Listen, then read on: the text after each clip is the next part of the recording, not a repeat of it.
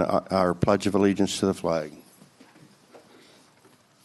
I pledge allegiance to the flag of the United States of America and to the republic for which it stands, one nation, under God, indivisible, with liberty and justice for all. Good morning. This is the time that we set aside for oral communications by members of the public.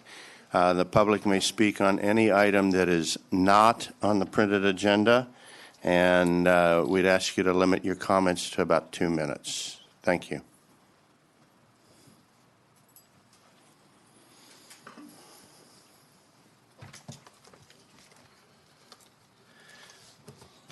I have a copy of my remarks here for the clerk and the board.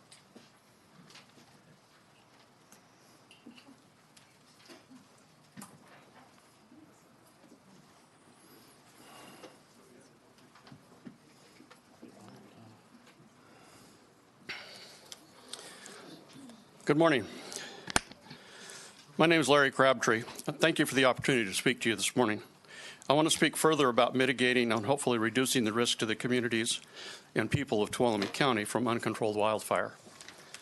First, I want to applaud you, the board, for taking this matter on head first and looking for solutions that can reduce the risk and mitigate the potential damage from catastrophic conflagration.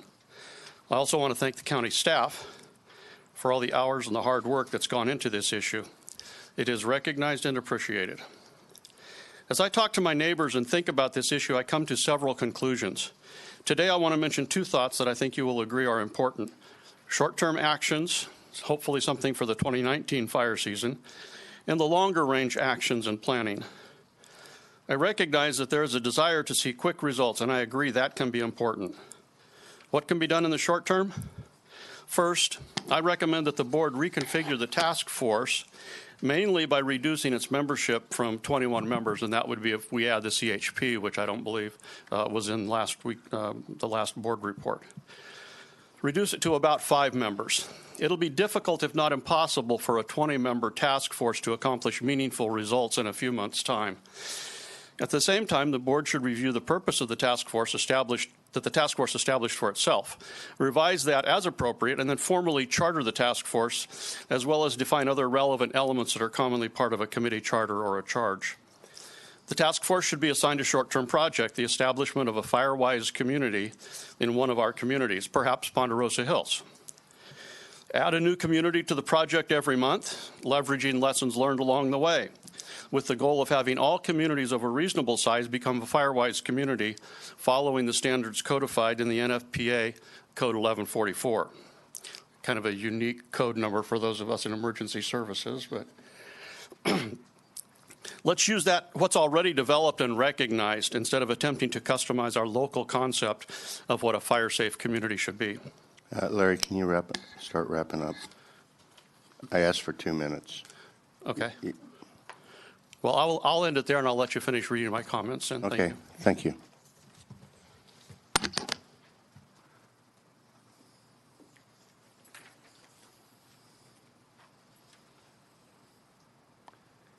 Good morning. I'm Deb Eskew from the Veteran Service Officer. I'm the Veteran Service Officer for Tuolumne County. But we just got done with our legislative conference this last week in Sacramento, and there's, as of February 19th, there's a huge change in the forms and how we do supplemental and appeals court. And the reason I'm bringing this out to the board is because we are aware that other organizations are doing claims for our veterans. And it was brought up at the conference that these organizations, a lot of these organizations do not have the new information, and we want to make sure that that gets out. So February 19th, whole new Forms and Appeals Act has come out. Also, the second thing is I brought some handouts, our annual report, and I have 5 of them. The key pages that I would like you to look at when you get a chance is 7 through 13. That's our income that we bring into Tuolumne County, over $22.5 million between pensions and compensation in our vet population. And the most important article is article on page 23, and that's an article about Michelle, one of the VSRs in our office. And lastly, April 9th, please mark your calendars at 11:30 in our office on Hospital Row. We are going to have an open house again, and we're going to have chili this time. So if anybody wants to bring their special chili recipe to us, April 9th, 11:30 to 1:30, come and have lunch with us and meet the office staff. Thank you. Thanks, Deb. And that's really for people out there. It really is important that you work through the, if you're a vet, and I am, it's really important that you work through the vet's office to make sure you get your benefits right. I appreciate everybody else's help, but those folks are trained and they know what they're doing. Yes, sir. Morning, Chairman Rutherford, board members. I'm Mike Olenshock. I'm the director of Sierra Outdoor School up on top of Big Hill, Cedar Ridge metro area. And I'm here to talk about the Q and Mill issue and my disappointment with a severe lack of communication on the part of the county. Once we do get county resources there, those guys work their tails off and do a great job.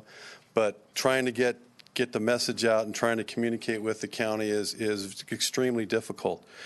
Press releases are useless as far as schools are concerned. I stopped at Bellevue Elementary School and met with the principal this morning. She has had no contact from the county about the closure on Q and Mill and how that could impact her busing.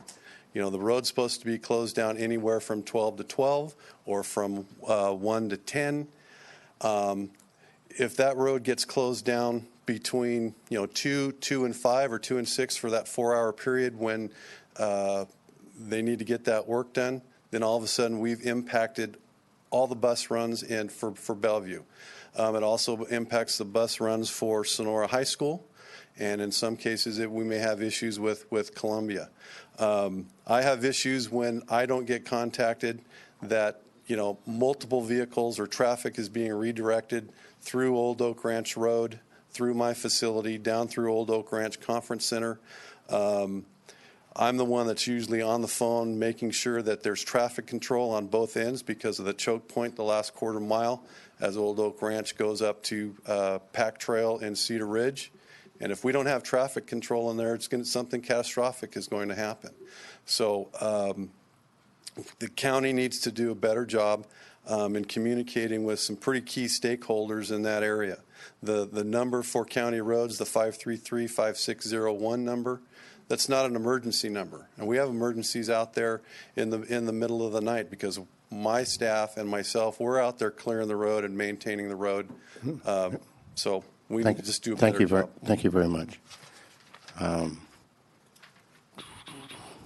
on up, please.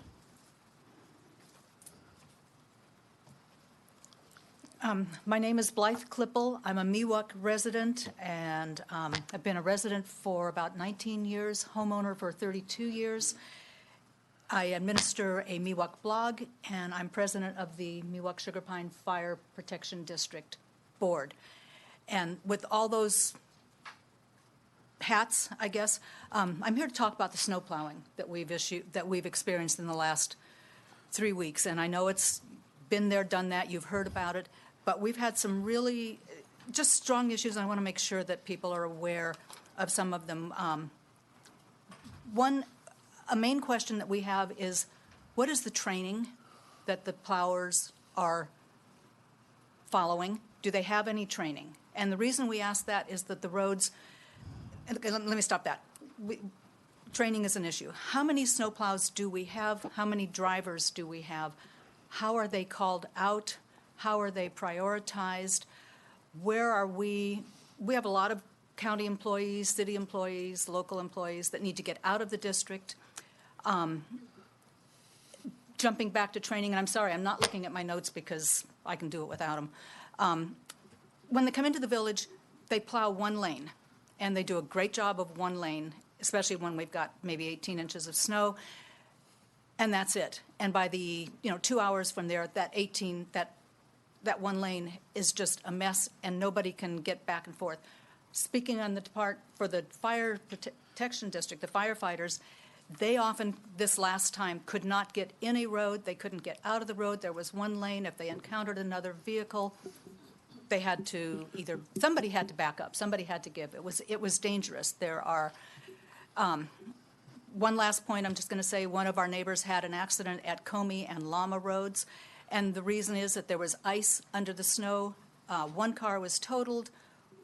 All of the participants fell on the ice. Had it been properly plowed, and I'm not a snow plower, so don't put me in that seat. I'd recommend that you get with your district supervisor.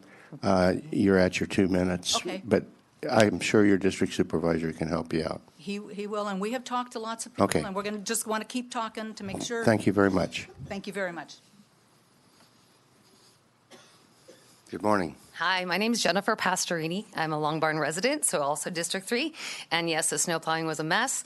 And what we need to do is plan for these big snows, whether we have another one this year or not next year or not for another couple of years, they're going to keep happening. And along with that, we've also been, Waste Management has not come to pick up trash in a month. And what they do is they send us an email, say, oops, we're not picking it up. I have to call and complain in order to get a credit. And so for the entire month, they only wanted to credit me 1 week, but they're not providing the service. So since the county manages waste management to ensure that waste management gives people proper credit for when they don't provide the service, and they also need to figure out a plan when there's a big storm, because they do come up to pick up commercial trash, but they won't pick up residential trash. And that's a huge problem. So there's not a lot of transparency or honesty coming from them, and so I want that to be another big issue that gets fixed. Go ahead. Just so you know, we did pull their contract and we are reviewing it. County Council's reviewing it this week to see if there was a breach of contract, and that will be something that we're reviewing in 2020 if there is. And if there was a breach, we'll address it. So there'll be more to come. Thank you. Good morning.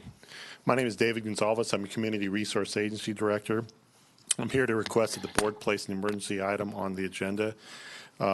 Circumstances arose that subsequent to the posting the agenda, and the required item for an item regarding storm damage repair to QN Mill requires immediate action and cannot wait to the next meeting. So I'm hereby requesting the board place an item on the agenda for that action, please.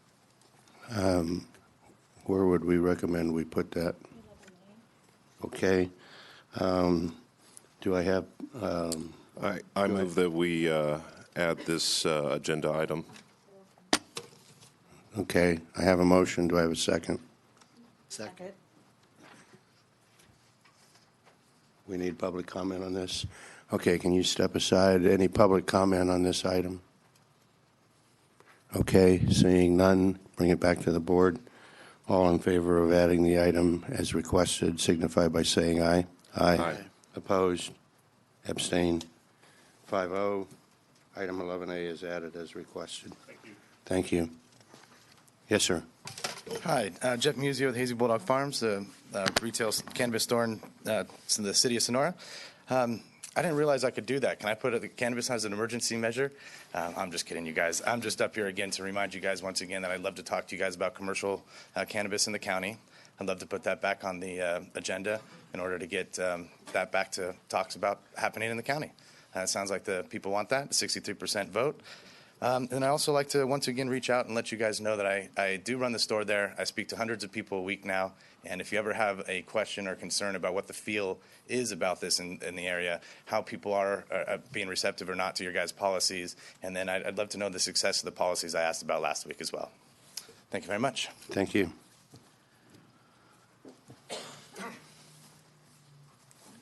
Hello, my name is Sean Robinson. Again, I'd like to bring the Measure M back up on the board, too, for legalizing cannabis growing. If the board can bring it up for commercial, I would appreciate it, since Measure M did pass. Okay. Thank you. Thank you.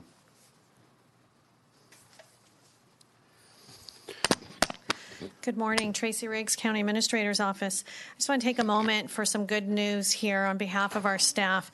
We had an issue with an individual, an employee who had filed a workers' comp claim. Because our staff works so closely with our claims administrator, they look at anything that looks odd or abnormal. They then approved surveillance, and upon the surveillance, what they determined was that the activities that the person was really engaging in were much different, that were limited by the physician. Our staff then worked with District Attorney Laura Krieg, and they were able to press charges. This person did plead guilty to those charges. And in the meantime, our two staff, so Barbie Plowman and Ann Frem, did receive this little boxing glove award for their work on those workers' comp claims. So just make sure you're aware of the work on behalf of everyone to take care of this type of stuff. And I'm going to let you do this. Okay. Good job by the staff. Good morning. Good morning. Eric Garrett, County Administrator's Office. Just some more good news. A lot of you had a chance to meet Roger Root already, but I just wanted to say officially he started this Monday as our new IT director. He's got about 25 years of experience, mostly in the private sector, and so he started this week, and we're hoping a lot of great things for him. So here's Roger. Hi. Good morning. Welcome aboard. You along with your 25 years of experience, you've probably got about 25 years worth of problems to solve. So, welcome aboard.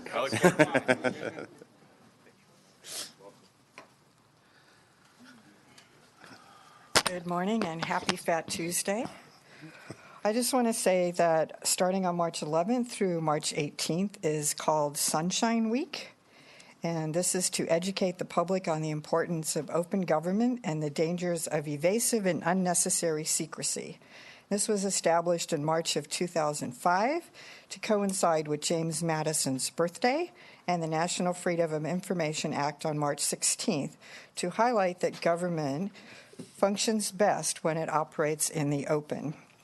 And this is an opportunity to take stock of our constitutional freedoms and for our citizens and to remind their public officials to conduct their affairs in an open and inclusive environment. And I always invite people to come to meetings because watching on Granicus and reading in our local news media is not always an accurate representation of what occurs. And I want to say that 2 minutes is really not enough, and I thought a lot of people came up here with some important points to make, and to tell them that their time is up and go sit down, I find offensive. And it bothers me that the rest of you didn't speak up and say, hey, I'd like to hear what this person has to say in total. Thank you. Can I get board consensus on exceeding our 15 minutes of public comment? Yes. Okay, thank you. And from, I wanted to bring to the board's attention Kim Phipps. She's not thrilled about this, but she was recently promoted to a senior HR analyst. That is a pretty big deal. The Labor Relations Association of California has a series of courses that culminates with a nice 13-page paper that has to be accepted by the association and published prior to getting your Master of Labor Relations certificate, which she has done. So we now have a second person that can negotiate labor contracts in the county, and she will be taking some of these over when we start new negotiations. And you're very happy about that, aren't you? Yes. I don't know who's happier, you or Kim. Thank you. Congratulations, Kim. Yeah. Okay, any other public comment? Okay, seeing none, will the clerk of the board please read the consent calendar? Minutes of the meeting held February 19th, 2019. Finding that a summary of ordinance number 3353 was published. Approving correspondence to the Highway 108 Fire Safe Council in support of their proposal to the Action Implementation and Mitigation Grant Program to refine lighting, detection, and ranging data. Accepting the resolution continuing local state of emergency as required by the California Emergency Services Act, Article 14, Section 8630C, due to pervasive tree mortality. Adopting a resolution accepting the offer of dedication of a public road and public utility easement along Summers Lane by Cedar Ridge Apple Ranch, Summer Family Investments to Summers Revocable Survivors Trust, Carl and Susan Merrill, but reject said public road easement for maintenance and inclusion into the county-maintained road system. Adopting a resolution approving the summary vacation of a public road easement and a public utility easement on Summers Lane requested by Cedar Ridge Apple Ranch, Summer Family Investment, Inc., Summer Revocable Survivors Trust, and the Carl and Susan Merrill. Adopting a resolution approving an agreement between the Department of California Highway Patrol and Sheriff's Office for the use of the Sheriff's Office firing range facility. Approving correspondence in support of the Governor's January 2019 budget proposal to revise the county in-home supportive services, maintenance, and effort. Approving an agreement with Optimum Care Link for residential care services. Approving the appointment of Christy Conforti and the reappointment of Malcolm Carden and Tony Wagner to the Area 12 Agency on Aging Advisory Council. Okay, does any member of the board wish to pull on the item? Okay, seeing none. Public comment on the consent agenda, please. Seeing none, I'll bring it back to the board for a motion on the consent agenda. Mr. Chair, I move we approve the consent agenda. Second. Okay, you got a motion by Supervisor Gray, a second by Supervisor Campbell. All those in favor signify by saying aye. Aye. Opposed, abstained. Consent agenda passes 5-0. Would the clerk of the board please read item number 11? How about the 9 a.m. item? Oh, I'm sorry. That's okay. Would you read the 9 a.m. appointment? Sure.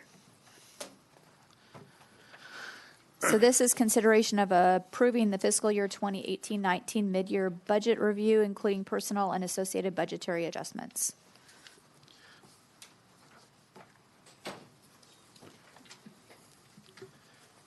Madam CAO. All right, good morning. Tracy Riggs, County Administrator's Office, and with me today is Assistant County Administrator Eric Earhart. So today's the time we want to go through the mid-year budget review. As some of you are aware, this is the time of year in which your board gets an update on how we are performing under the current year budget. Before we did that, what we wanted to do was just take the opportunity, especially for our two new board members, to kind of have a broad view of our budget as it was adopted in September. And then kind of go over the process, and then what is it that the department heads, the auditor, controller, and myself have authorities to do to help keep that budget moving along, and then what is it we need board authority to do, and that will take us then to the mid-year budget. So with that being said, we're going to go ahead and go through the presentation, and then we'll move on through the rest. So in our budget, there are three types of, and it's not necessarily funds, but we have governmental funds, enterprise funds, and internal service funds. This is a list of our governmental funds. So as you can see, it ranges everywhere from the general fund to roads to fire, solid waste, social services, all of your human services funds are in there. And this will tell you how it is that those governmental funds are being expended. So you can see, with general fund, we have close to an $80 million budget, and it takes you through each of the other funds to see approximately how large those funds are and what they're expending for this current budget. Our enterprise funds are ambulance and airports. As you can see, the ambulance fund is the larger of the two, with approximately about a $7.5 million budget, and airports is quite a bit smaller. And then we have our internal service funds. The internal service funds comprised of the insurance, workers' compensation, the employee for liability, telecommunications, post-retirement, and unemployment. And then here is the size of those budgets. So you see with group insurance for employees being the largest part of those funds of what we expend in a year. Doesn't mean it's the balance in the fund, it just means what the budget is for the year. And this is just a quick slide to kind of show you of all of the revenues for the governmental funds. This is how it's comprised. So as you can see, the intergovernmental revenue, which is mostly your state and federal tax, or not taxes, state and federal revenues, are in the blue, and then the actual taxes, so property taxes, sales tax, TOT, that comprises most of our funds for the governmental funds. And then we have charges for services, other types of service, funding grants that come in, and it just kind of gives you a very high-level view of how the revenues are generated.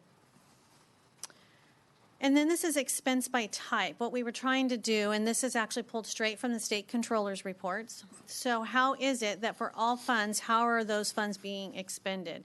And in this, you see general government is the top, the highest budget has the most, with public protection being second, public ways and facilities third, and so on as it moves down.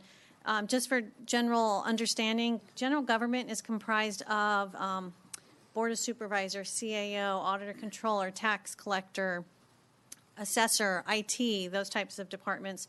And your public protection is not just law enforcement, but it's law enforcement and fire, your district attorney, animal control, public defender, those types. And, of course, your roads and engineering, and then your public assistance is going to be your social services and human service funds. And then general fund budget by types of services. So now what you just saw before was all funds. This is just the general fund.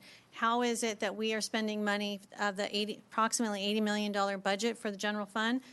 As you can see, the majority of that, as per your direction for your priorities, is going towards public protection, then general government, other public services. You'll see the debt service fund is on there. That debt service fund was created by the Auditor Controller this last year, so you could track it individually by itself. And then the contingencies being the last one.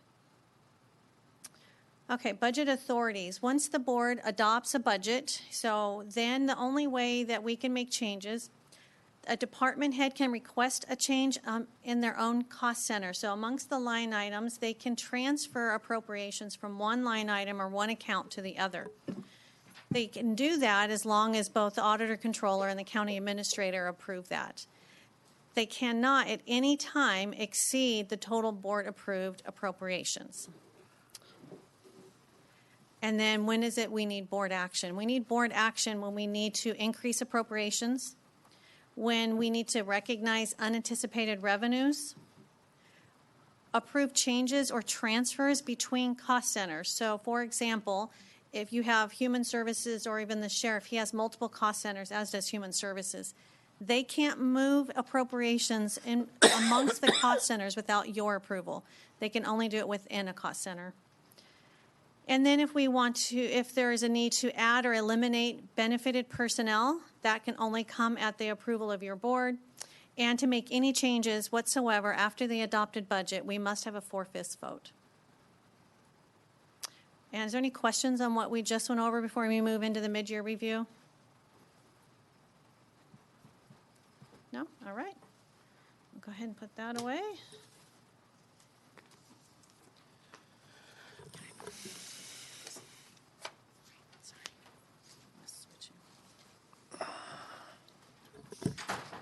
Okay, so now we're going to move to the memo. You have a hard copy of the memo on the dais there for each of you. It also yours has tabs like the one here. Each of those tabs brings you to an attachment. So it makes it a little bit easier if I'm referring to attachment for you to get to it quickly rather than trying to do it on your tablets. So one of the things we want to start out with, and I've tried to talk to a few of you about this. This is a little bit different than what we've done in the past, and we start out with that in the beginning. I will tell you, before we balanced all of the cost centers were in balance except for the general fund, and we'll go through that. And as you see in your memo, the amount needed to bring the general fund in balance is about $32,000, and the only place that we would have to take that would be contingencies, but we'll go through the detail as we move through this. As you may recall, your board approved some cafeteria, and I was asked to explain what does cafeteria mean, and it's always good to slow us down to remind us to do this. So in cafeteria, essentially, there are choices when an employer may give a certain dollar amount for employees to use towards certain types of programs or benefits. That could be child care, medical, dental, vision, and that's why it's called cafeteria. You get to a certain degree pick and choose how you would like to expend it only on those approved programs or services. So during the year, we became aware that our employee insurance through PERS, Blue Cross, was going to change significantly. And when Human Resources came to us and started showing us what that impact could potentially be, we then went to our employees and began negotiating a way to mitigate or to minimize the impact that might have. The way that we did that was we eliminated the ability for some cash out. We also increased the benefits, so amount of money that an employee might receive towards health insurance. As a result, we would have had the net impact, and I'd have to look at Ann and Debbie specifically. I think it would have been around $2 to $2.5 million for a full year. This year, the impact would have been about $60,000 to $70,000 in the general fund alone. The reason that we're not seeing that impact is Eric worked very closely with department heads because we have a lot of vacancies. We took those vacancies into consideration, and we then, what we were able to do through the vacancies is essentially there's no net impact for cafeteria in the general fund. Now, I will tell you, when you look at the attachment H, that is where all the detail is for each of the cost centers. There were some, for example, maybe I'm going to say the sheriff, a few of the sheriff's cost centers, their costs went up, but maybe some in some of the other cost centers could have gone down. Those were balanced against each other. So as I start talking you through some of the changes here, I'm not speaking to cafeteria because we balanced those needs against each other so that they were a net zero for the general fund. Does that make sense? Okay. The other thing that we usually do for mid-year is we give you, do you have a question, Anaya? Are you moving on from cafeteria? I was, yes. Quick question. So you're offsetting it by the vacancies? The vacancies, correct. So what happens? And against each other. So if one had a savings, another had an increase, that helped to offset the increase in the other cost centers. And the whole purpose of this is because PERS insurance the rates are going up. Some of the rates actually went down. But the ability and the benefits to the employees were changed so that they were not able maybe to cash out, which they would have been able to cash out more in the past. So in the future, if we fill those vacancies, is this going to creep up on us? So the cost for next year would be approximately $350. I'm going to look back at Deb, about $350,000 for the general fund. Which, remember, it would have been about $2 to $2.5 million had the board not taken action. So we're going to be doing the same thing next year, where we have looking at vacancies to offset it again? We always look at vacancies. If we have vacancies, we always work with department heads when they think that they will fill those. And as we get further along, you'll see we also have vacancy factors in some of our public safety departments. Is there a possibility that PERS could recalculate, it could change again in a year or two? Absolutely. So in January, we could be looking at this again. And we look at it every year to see what that impact might be when those rates could potentially change every January. And the overall impact is it's getting worse? Or it changed. It changed. Yeah. Okay. So for you, there's no way to predict the future. There's not. So we had one, actually, the PERS Select went down significantly, where we saw an increase in PERS Choice. Okay. It could change, and we've seen it in the past. You do this so you get more people in PERS Select, and next year the PERS Select might go up 25%. We just don't know. Okay, thanks. Yeah, you're welcome. Okay, so the other thing we generally do is in mid-year is you will see in the past I would have given you a line item detail that would have every single cost center that required board approval for changes. You would have been given that. In the past you approved that, and then it would have been given to the auditor controller for her staff to key it in. The magnitude of changes that would have been required, considering that we have just touched every single cost center in the entire county for cafeteria, it would have. And in addition to the other changes and the reorganizations, there would have been hundreds of line items. So Debbie and I worked together to try and figure out the best way for us and for her staff to do this that would be most efficient and least chance for errors would be me not hand keying them and then her staff not manually keying them into the system. So what that means is we are asking that you would give us, and we'll go through this, but we are asking you would give us the authority to take what's in the budget system right now, which is fully balanced as it would have to be to bring into finance, and we would then import budget into finance at mid-year, negating the need for all those manual typing in of every single line item. And this is the way of the future, right? Yes, We're in the future, yes. So basically what we're doing is we're going to the way that you and Debbie and the staff are going to prepare the budget with the new finance software, et cetera. Exactly. We're making the transition or trying to make the transition at mid-year. Yes, eventually the hope is that with our new system, we won't have all of these manual calculations that we have to provide to you now. Thank you. At least that's what both Debbie and I are really hoping anyways. Okay, so with that being said, I'm going to go ahead and go into we've talked about cafeteria, We've talked about the need for the Exhibit H, and the Exhibit H is what's going to tell you all the changes in revenue and expenditures by cost center. There will be more in there than what you see outlined in your memo. The memo is where we are needing your board authority outside of cafeteria. So if there were cafeteria changes, I didn't write about those because we've explained and your board had approved those changes earlier in the year. What we will ask you is anything outside of cafeteria for your board to consider and approve. Okay, so with that being said, as I said, right now the budget, the general fund budget would need $32,108 in order out of contingencies for it to balance. The only other funds in the unemployment fund, there would be a need to increase the unemployment fund by $7,744 for increased claims. Purchasing would need an additional $15,000, and that will be outlined in the personnel request later on. And then post-retirement is needs just a slight more, which is $15,533, and there's plenty of fund balance in the post-retirement fund to pay for that. Okay, so I talked about earlier how we have vacancy factors. So on page 3, we have strategies to tighten safety budgeting. And for the 2 new board members, what this means, and we've had some discussion on this, is in the past, there were times where we would have very large fund balances left over. And most often it came because, as you saw, majority of the general fund focuses on public safety. So that would be if there were fund balance, where that fund balance would come from. And remembering that when the sheriff has to budget, or district attorney or public defender, any of them are budgeting, they have to budget for worst case scenario in the beginning of the year. What types of cases might they have? What types of issues might they be dealing with? And as they move through the year, then they know if they've experienced those or not. So what we started doing, and not only that, sometimes some of those cost centers have turnover, and it's just natural due to the type of work that they do. So we've worked with those department heads, and we have placed these vacancy factors in their budget. So it's usually a 2% vacancy factor. It's put in as a negative number into their budget. So we are in the beginning reducing what we think they may have in vacancies, which gives your board greater latitude for funding other things in the beginning of the year.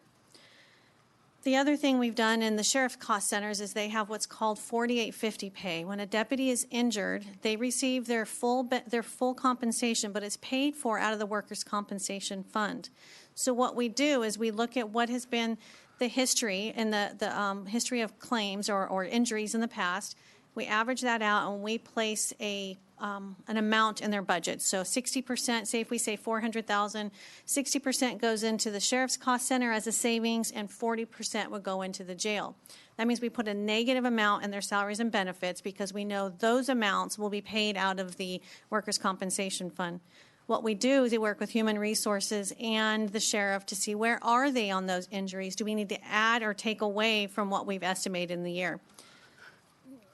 But what happens as a result of doing and tightening those budgets in the beginning is we have lower fund balances now at the end of the year. And that was where the board had directed us. You wanted more flexibility to do programs in the beginning of the year and not have such a big fund balance at the end of the year. And that's what we've been experiencing these last few years. Okay, so I'm going to go into general fund. I don't want to read the whole memo to you, but I do want to, especially since with our 2 new board members, I want to make sure that we go through this and I give you plenty of opportunity to ask your questions if you have any. So in all of these, remember, we've done a lot of balancing. What happens is people department heads estimate revenues and expenditures every time we go through one of these budget reviews. The only time you'll see us write in these is if we need to recognize unanticipated revenue with usually offsetting expenses, or we just have some additional expenses we need to place into those cost centers, and that can only be approved by your board.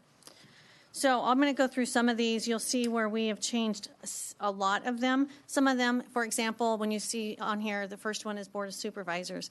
We had change of board members. That means we had to look at maybe someone was not taking insurance and someone else is now, or other things that we have to factor in. Those adjustments have been made in here.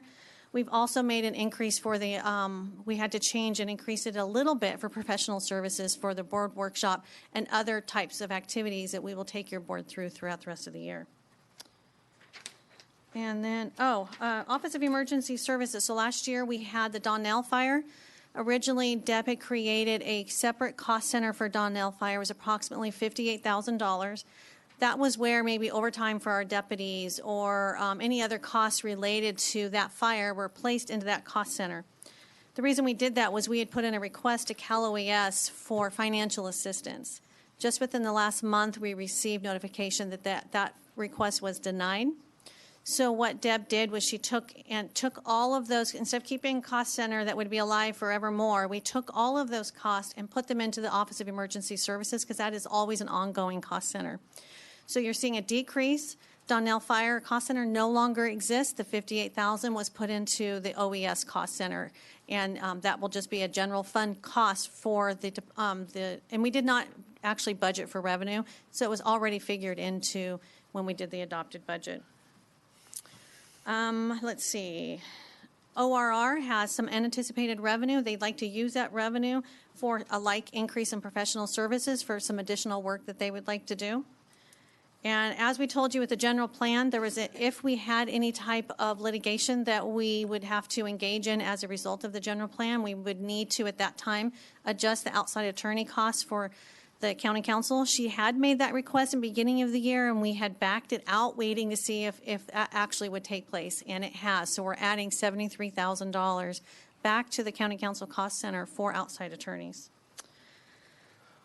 This is already approved. Your board had approved the General Services Agency. You approved the new director. So that cost center has been added into the budget. So you'll see in our personnel request, we've backed out a deputy county administrator, and we've added a General Services director into that cost center. So you'll see a decrease in one and an increase in the other. The other large increase is in IT. We had a few unexpected upgrades that we've had to take care of. So one of them is the cost for a tax upgrade for payroll. We're using such an older, I don't want to say software. It has not been upgraded. We have to pay for the payroll tax. Obviously, we can't skip that. That would be a problem. So that's been added in there. So has the Microsoft Office Suite product, so that we can begin moving into the new age for Microsoft Office, which will also take care of that irritation that we all have with the limited size of our emails. All of this will help to take care of that. So that's been added in. And then one of our servers has failed, so we need to replace that server. The total increase in this cost center would be $136,000 for all of those items. And then good news again, our DA victim witness, they continue to apply for grants. They are really doing an amazing job. So they have an additional $94,393 they'd like to recognize with offsetting expenses in that cost center. It's related to Mass Victimization Advocate. And I know that Laura and Ginger are here if you have any questions about this new program and what they would be offering. The next one is court security, jail, and sheriff dispatch. I'm sorry, it's not dispatch. Court security and jail are kind of related together. There is a court security trust fund where funds come into it, and the sheriff uses those funds in order to provide bailiffs and other type of security for the courts. He is beginning to transition and think about what the next steps will be and the needs for the new courthouse and for our jail. What he'd like to do is add in 2 new jail deputies. They'd be bailiffs. And then they would be able to start being trained, and then take 2 current deputies and move them to make them bailiffs so that he can begin that training process for them. That entire cost of $118,000 is completely borne by the Court Security Trust Fund. Carl, looks like you have a question. No? Okay. We have an increase also in our sheriff dispatch, and the reason for that is, as you know, the sheriff has now launched emergency medical dispatch. This is a great service. We're really excited he has it in there. Unfortunately, we did not budget for the training and overtime that would be needed by our dispatchers when we did the adopted budget. So that's been added in. It has already been expended, and that program is now live. So that's good news. That increases $56,000. And then the Ag Commissioner has some unanticipated funds. She wants to use this for some unmet needs, and also they have a few vehicles that are really old and not necessarily safe to expect them to drive around in. So she'll be shifting some funds in between a couple of cost centers and a trust fund in order to buy the 2 new vehicles and then meet a few other unmet needs and a few minor unmet needs outside of the vehicles. And then the air pollution control, it's an in and out, $30,000 for Carl Moyer funds, and there's a expense for that one as well. We're almost done. I mean, we have a few more, sorry, but I want to make sure we take the time to go through these for the specific meeting. Okay, with CRA, again, this is, as you know, both county council and staff in the Community Resources Agency spent a lot of time working on getting that general plan passed. And now as we move into litigation and some time that might need to be spent there, as well as keeping our assistant director over there off of the counter, they're asking for an addition of $48,000 in professional services. And that is the, again, outside plan check, that type of stuff, so we can keep these projects going and you don't have your assistant director standing at the counter doing some of that type of work. And then library, the good news again, they had some unanticipated revenues of $25,000. What they would like to do is use that $25,000. It would be all types of expenses as related to the grant. And they're really happy to have that, and they'll use it for different types of expenses, such as books and other things for that grant. And then for the end of the general fund, this is where you would see if the board were to approve all of these changes, we would have a total decrease in our contingencies of $32,000, which would bring the general fund contingencies to $718,000. And I realized one of the things I did not go over with you were revenues. So on page 2, we talk about that the revenue team met, and that is comprised of the auditor, controller, tax collector, assessor, and CAO's office. We go through all of those revenues. The net increase that's being projected at this point is $277,000. That has also been incorporated into this budget, so it has already been taken into account to arrive at the $32,000 needed to balance. Before we move into other funds, are there any questions for general fund? No? Okay. These others won't take quite as long. So we have county fire. They have a little bit additional funding for the SAFER grants, not much, $13,000. It would be an increase for expenses in that fund. And for road construction capital, they have an increase in appropriations that would be needed, and there's a few large projects, but the biggest one is Italian Bar. That one project is $1.4 million more now that they've gone out and done some of the engineering and initial work. It's more than what they had anticipated. What is planned for that? I would defer to the department head.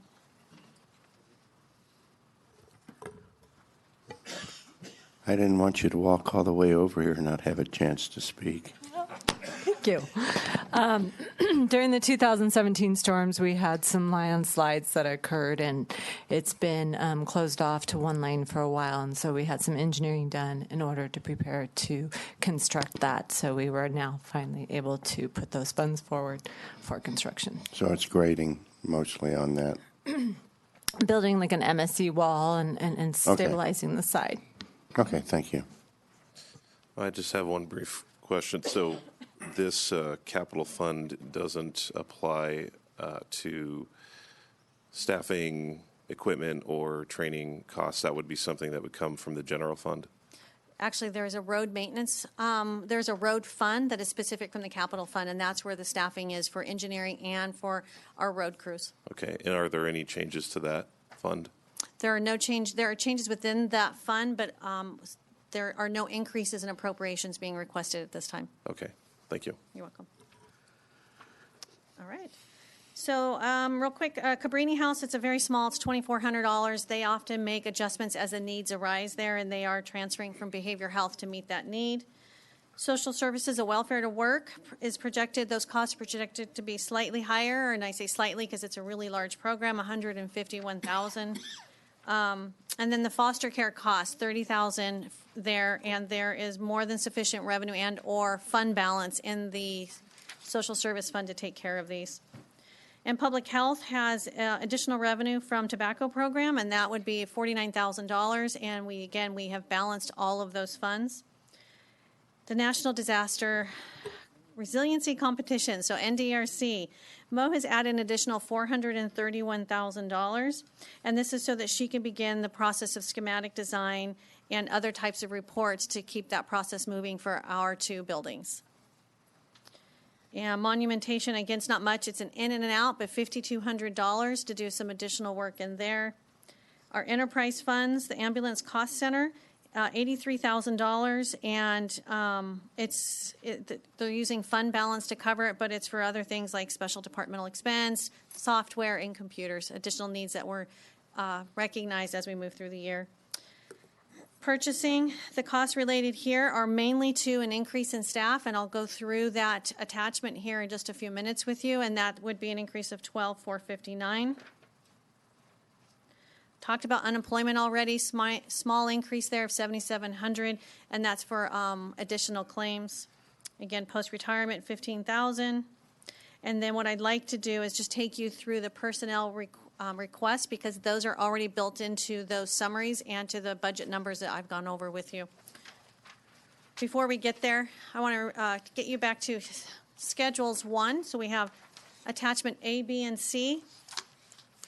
This again just gives you what did we start with fund balance. You will notice that we do have some revised fund balances.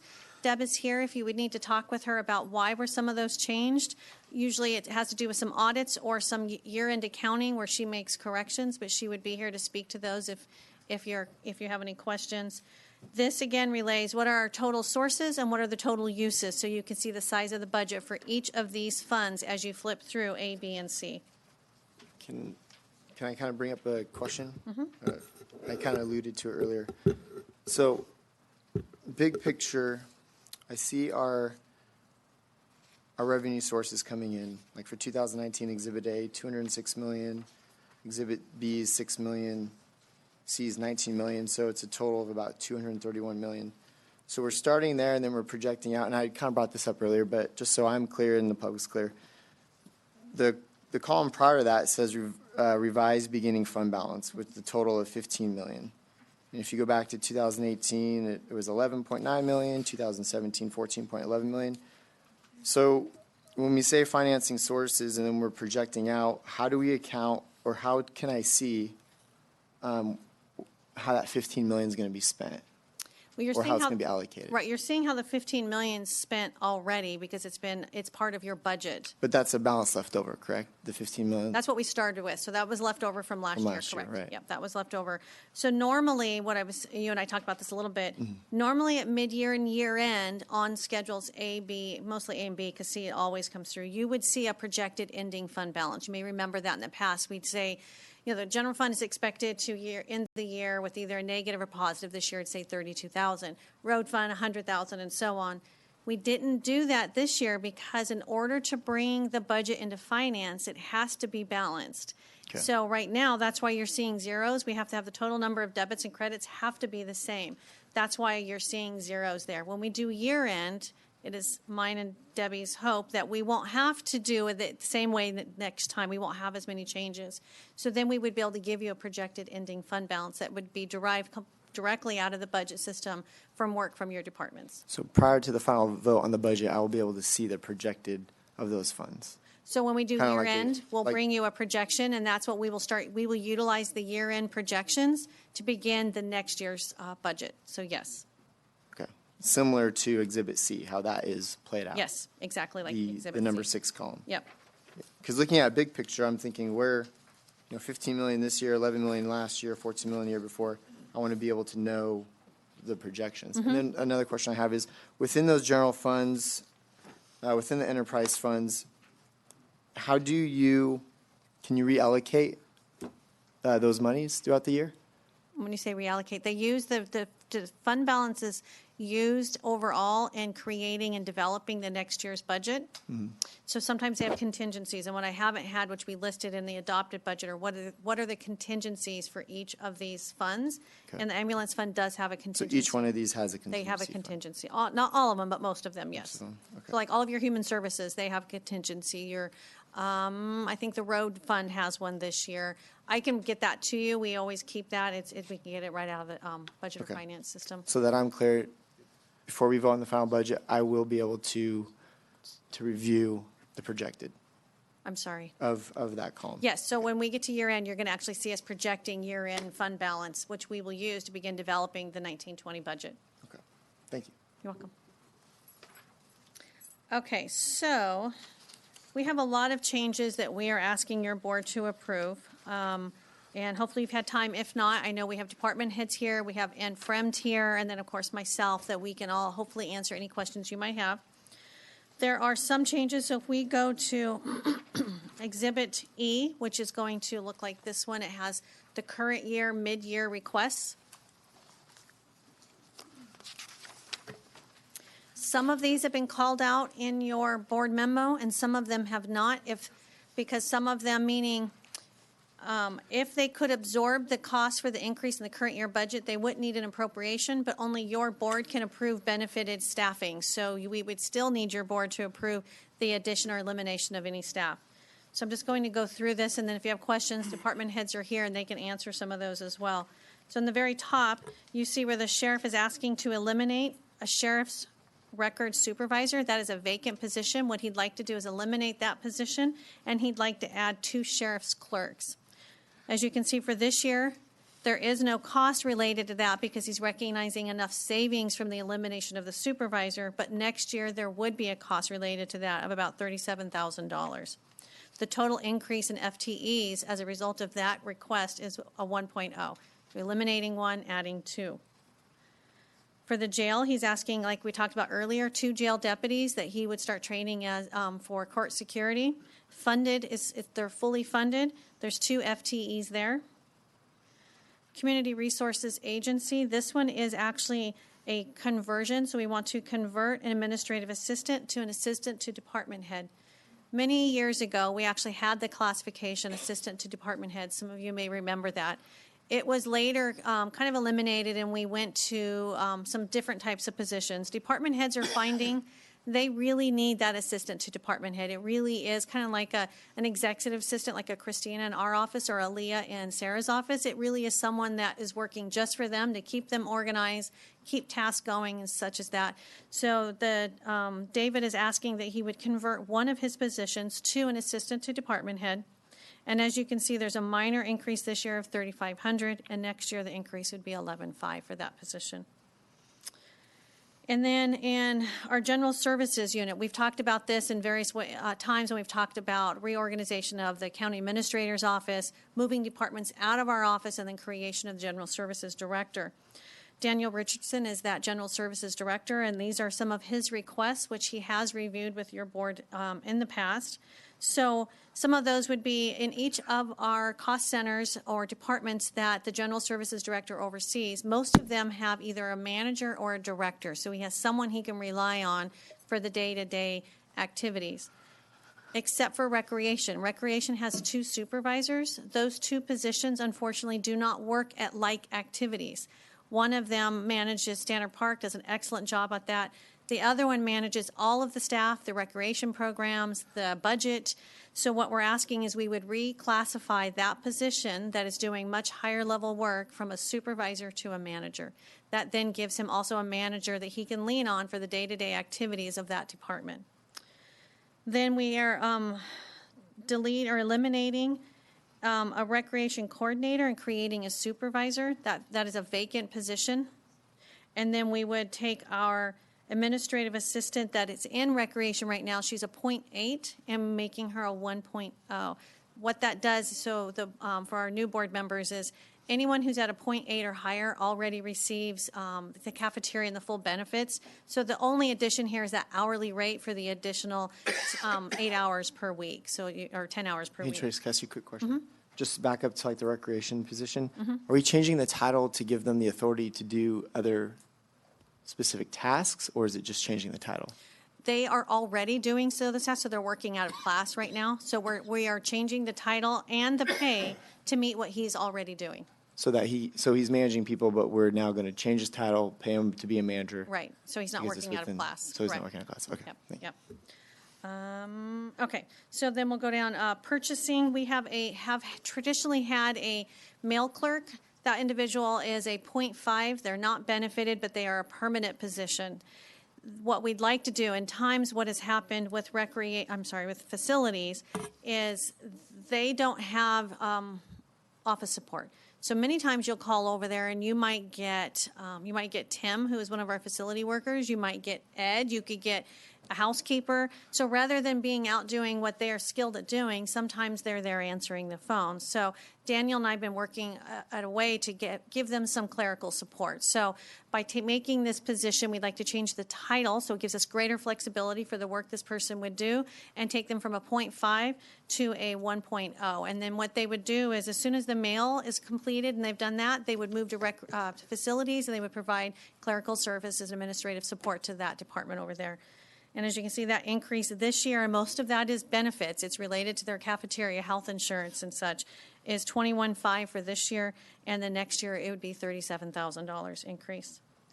Your auditor controller, she has a senior accountant in her office who has been doing extraordinary work. She's taken on extra duties and have been a great support not only to Deb but also to other departments. She's asking to reclassify that position to a deputy auditor controller. You're seeing a cost of $9,700 for this year, $32,000 for next year. This year, Deb is able to, because she's had some vacancies in her office, there's no increase needed in appropriations for her to make that change this year. But next year, that increase, as would all the rest of these, be built into the budget next year. Let's see. So, Tracy, just for like situational awareness out there, do we have a forecast yet for what we think our revenue, our budget revenue picture will be next year? I mean, we're talking about making some increases that are going to impact next Right. year. I don't have a specific dollar. Debbie and I have been talking about that, and our concerns related to the PERS fixed costs. We've all talked about that. Board-approved compensation adjustments that'll take place in July, as well as the increase in cafeteria alone. We've not sat down to go through like TOT and sales tax. We will do that starting in April. Okay. Yeah, so unfortunately, I don't have that specific information. And Debbie is here, too, if you wanted to ask her any questions, of course. Okay. But I guess then not having that, you and Debbie are fairly comfortable making these commitments into next year's budget? I'm not sure comfortable is a necessary word. We feel like we need these changes in order to continue the workflow that's taking place. But next year will be, as every year has been, but next year will be a difficult year. Again, the PERS increase alone, I'd have to look at Deb, is that like $1 million for just the PERS fixed? She can come up, should I see her? So there are definitely some significant increases we will be putting into next year that are fixed.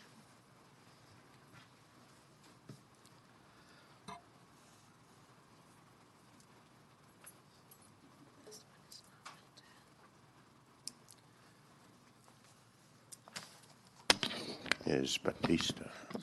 Debbie Batista, I'm the County Clerk and Auditor Controller, at least for this moment in time. Supervisor Kirk, if you want to know what the fund balances are being projected for all of the different funds, if you go into the funds and you look at what the contingency is, that's the fund balance.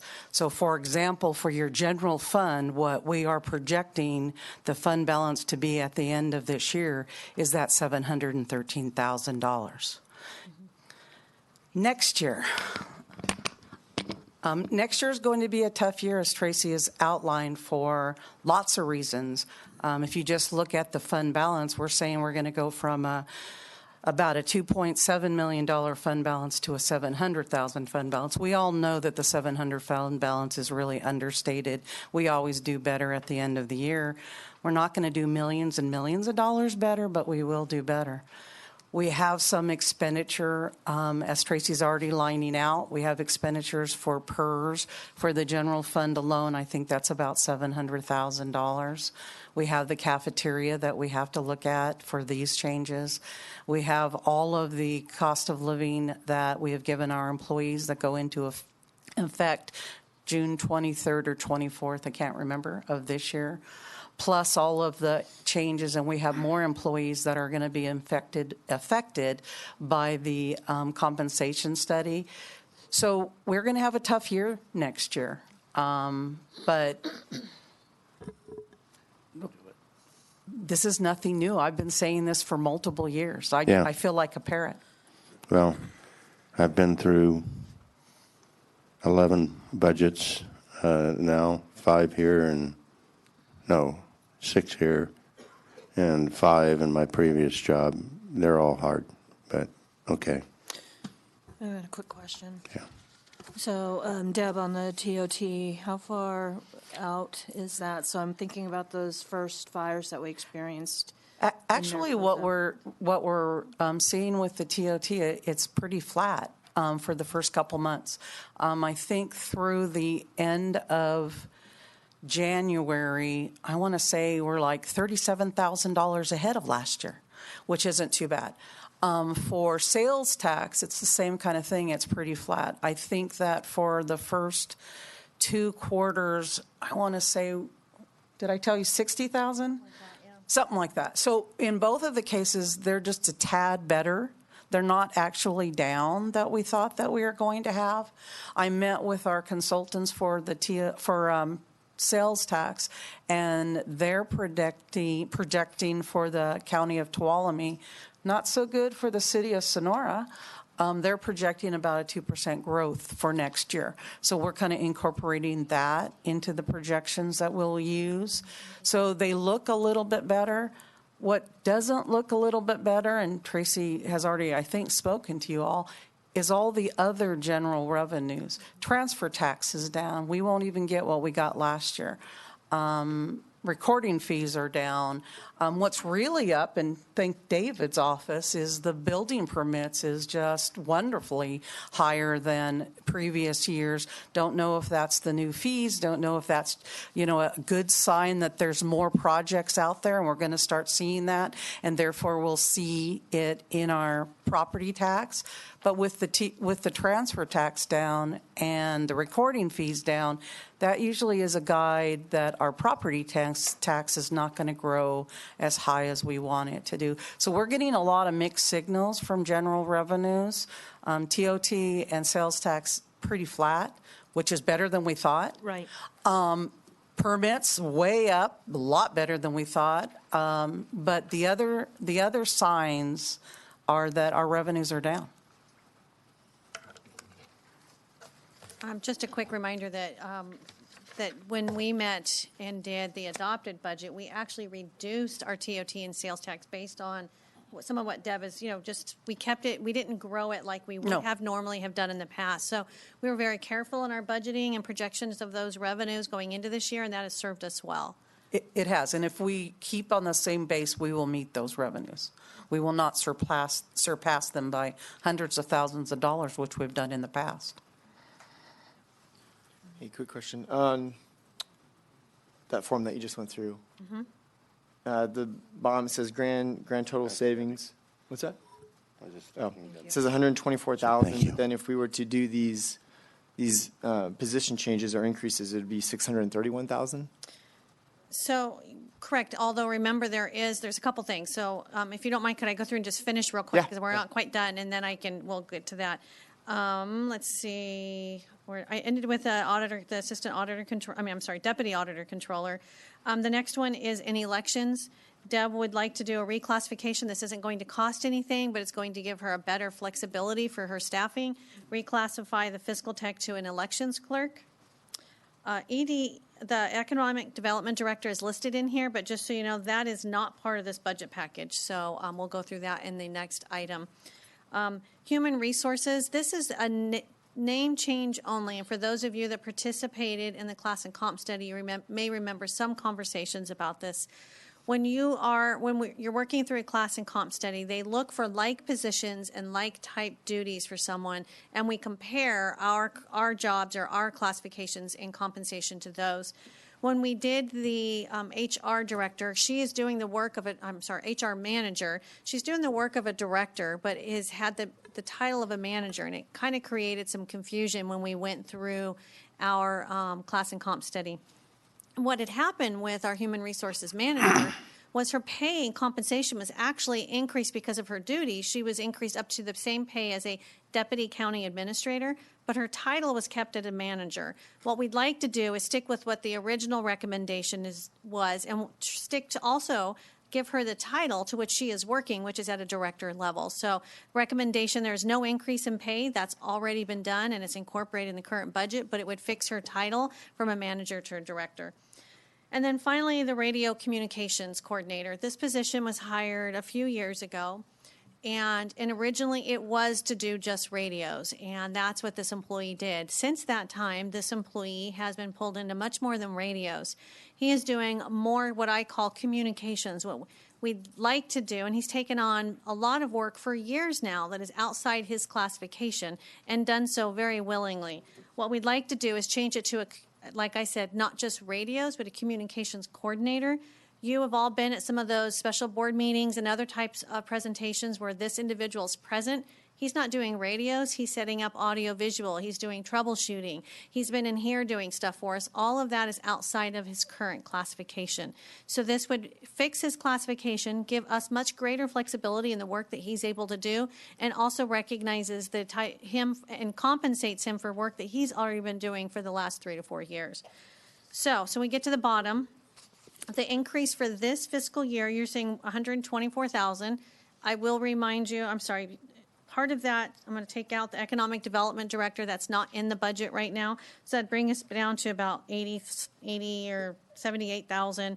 And then we also have the revenue the sheriff is pulling in from his cost center. So that is actually quite a bit less. So for that would be 26. So it's about $50,000-$60,000 that we'd be pulling, an increase in cost that is not met with some type of revenue for the current fiscal year. For next year, again, I'm going to pull out the Economic Development Director. It's not in the budget, and that's a separate item. And then you would have 100 and, oh, actually, it's more than that. It's about, 118 for this year. And the next year, again, the sheriff has court security funding for his bailiffs that he's pulling out of that as a trust fund. So the net impact is more, I'm trying to think, I know I went through this, it's between 350 and 400 we would be building into next year as a result. Does that answer your question, Anaya, about how much would we be rolling? It's about 350 to 400 is what we would be building in. And again, I'm pulling out sheriff's, so there's 270. So yeah, we're going to pull about 300,000 out of that. So around 300 would be built into next year as we moved into the developing the next year's budget. And I see fund, is this general fund or is this just out of governmental Let me see here. No, purchasing is not general fund. The rest of them all are. And the projection for next year is a fund balance of 713,000, but That's our supposedly, contingencies, right? Which means if you do the 750 minus the 400, that would knock it down to about 300,000 of a contingency. You could look at it in 100 different ways, but Right. that could be one of them. Okay. Any other questions related to what we just went through? Okay. The only reason I put in Exhibit F is just a reminder of these are the actions actually your board has already taken and approved, and that's all that is. And the reason we do that is when I get to the next Exhibit G, when we talk about allocated positions, it will reflect not only the mid-year request, but what your board has approved in between adopted and mid-year. And then Exhibit G is our allocated positions by departments. And you can, this is when you get in, when we do recommended and adopted. So we're going from 838.28 benefited positions to 842.98, and a total of 4.7 increase overall for all, whether it's not just general fund, but for all funds. 600, did I say 4? 800, I'm sorry, we do not have 800 employees. Thank you, Eric. 600. Figure here. I'm just making numbers up, yes. So 600, yes. So we went from 638 to 642. Sorry, I'm jumping up there a few hundred. So about 4.5. Yes, about 4.7 altogether. And remember, 2 of those are specifically to meet needs as the sheriff's working towards what that new world will look like as we move into a new courthouse and a new jail. Yep. Okay, so H, again, what H is I've given you the general fund revenues, general fund expenses, and then other funds. It shows you the change by cost center. This is just so that you have some type of detail that what you're approving, all of it balances to everything that's in the memo and to those schedules that you've seen.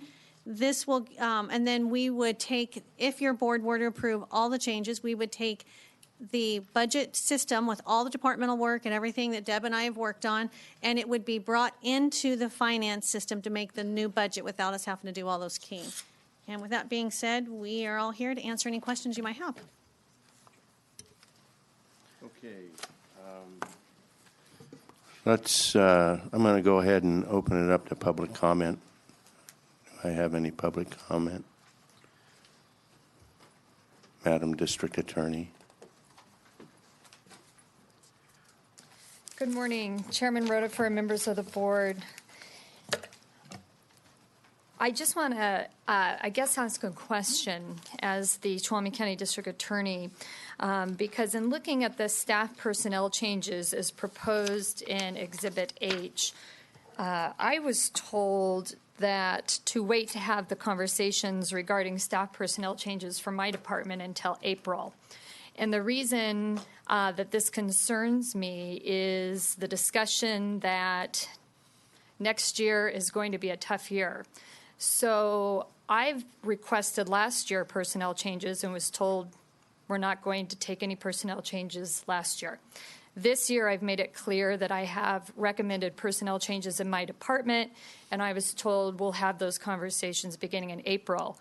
So I guess I was a little bit surprised to see several recommendations in other departments.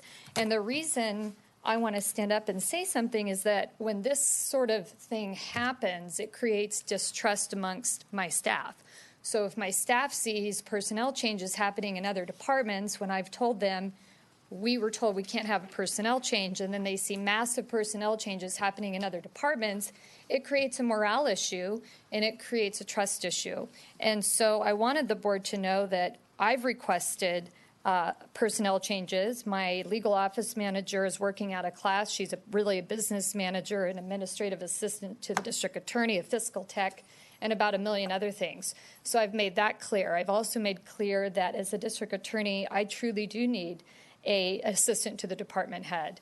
As you are aware, we have taken on huge changes into what we do, both from state requirements, as what the district attorney's office does, as well as county things. We're the only district attorney's office in the state of California that represents children in child welfare proceedings. That's a revenue generating item that the district attorney brings revenue into the county in that role. We're also a county that has a state prison facility.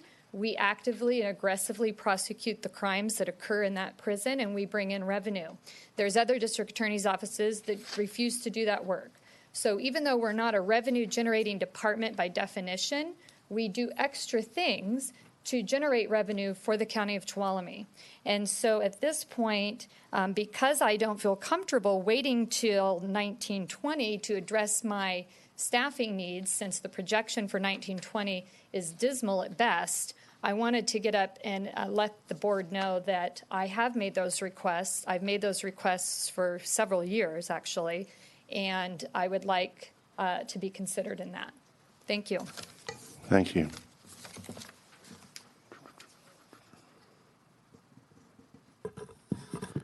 So we did have some of those conversations regarding staffing. It wasn't that we had to wait till April. We said we can bring it back at any board meeting once the classifications and everything else are looked at, and we'll look at the whole picture. So we are looking at that, and it's not something that we necessarily have to wait until April to do. We can do it at any other board meeting that your board would like. Just real quick, one other thing is normally, Laura's right, normally we do tell people other than when we're doing reorganizations or because you have grant funds mid-year, we do normally try to wait until April. And so her and I had conversations in the past. When you're looking at adding positions, normally those come in March or April, and then they are used to develop the next year's budget. So I've long had and have on occasion expressed my concern that we don't have a formal personnel review process like we have a budget process. And I am very sympathetic to our district attorney's expression of concern, because anything that we do here today in terms of personnel issues is locked in going into the budget the next time. So it does have a direct impact.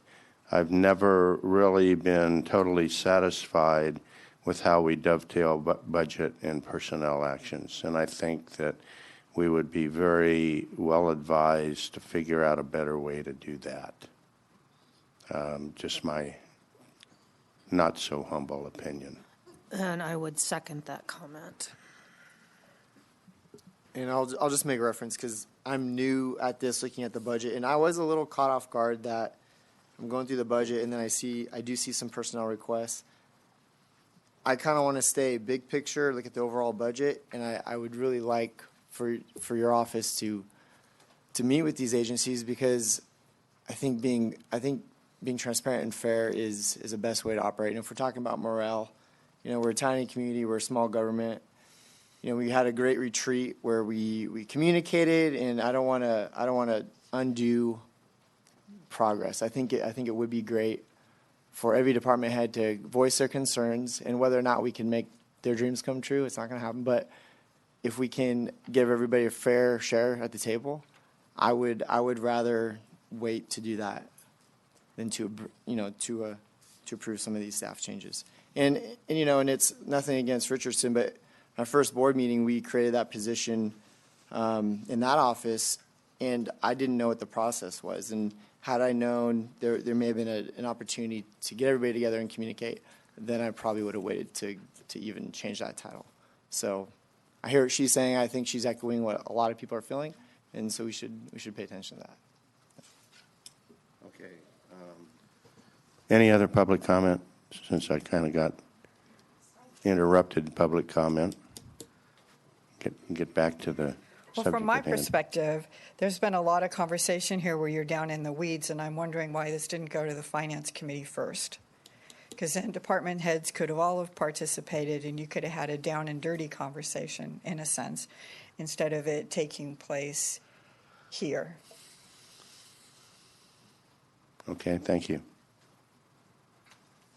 Yes, sir. Hello. And sorry, I would just say that, we have two new board members here who are learning this process. And in discussing it with Tracy, we kind of came up with this idea that maybe we should do it in a public setting, so that as we're learning and coming up on this information, it gives the public an opportunity to do so as well. And, we're kind of going into new territory in how the budget's prepared as well. So, yeah. I'm sorry, if you're going to make public comment, you need to be at the mic.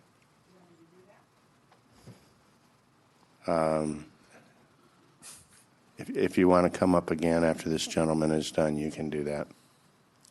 I think a lot of other people have brought this up, but we seem to be adding somewhere between $400,000 and $600,000 to our personnel funds, and it seems to just creep up. I mean, we don't think about it, but those are ongoing every year from now on. So I think we should be very careful about adding personnel costs right now, when next year everybody seems to agree is not going to be a very good year, and we don't know what the future is going to be. So I think we should be very careful about that. Thank you. Appreciate your comments.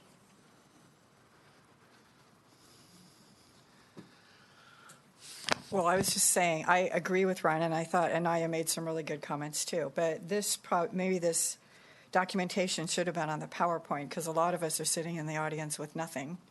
So it's kind of hard to follow along. And I understand having new supervisors, so I'm kind of okay with that. But there's a reason for having a finance committee also. And for a long time, that wasn't used very well. And then I found it was used, and it was a little bit more effective. So it's helpful if everyone is in on the conversation and it's not so exclusive. Okay, my only comment is this is not we are not in the budget process for next year at this time. We're still working out how we're going to do that budget process for next year. This is the mid-year budget review. This is the normal way that it has been presented every year that I've been on the board that I can remember. So, Just so your board is aware, there are copies of this presentation that I took each of you through. There are copies on the back of this and of the actual PowerPoint itself. So we've been provided. And one other thing, just very quickly, and I think some of you are aware, maybe not all of you, Christina has set up specific meetings with each of the department heads, with me personally. I am encouraging each of the department heads that they would take that time to sit with me and so that we can talk. That's how I learn what those needs are. If I don't get to meet with them, I don't get to learn what they need. So just so you're aware, we are working that. I think we now have them all scheduled. So I'll have a better opportunity on a monthly basis, also one-on-one, to really learn more about what they're doing, what their needs are, and why they have those needs. Okay. Any more questions from the board? Public comment is closed. Any questions from the board? Just a quick one. From what that gentleman had alluded to, I went back and looked at the last 3 years. If you look at the chart, we're at 162 million, 189, 231. So our revenues are coming in. I think, according to the numbers, the in-source. What I would like to see maybe as we progress through this budget cycle, is I'm a visual, is to see I guess the basic question is, are our revenues keeping up with our debts? Or not with our debts, but with our, what I see here, are the true expenses going to exceed the revenue sources is what I wrote down. So I would just, it feels like we keep moving in this direction. And so I need to be able to look 5-10 years in the future as much as possible and see if I'm going to be creating and projecting positions now.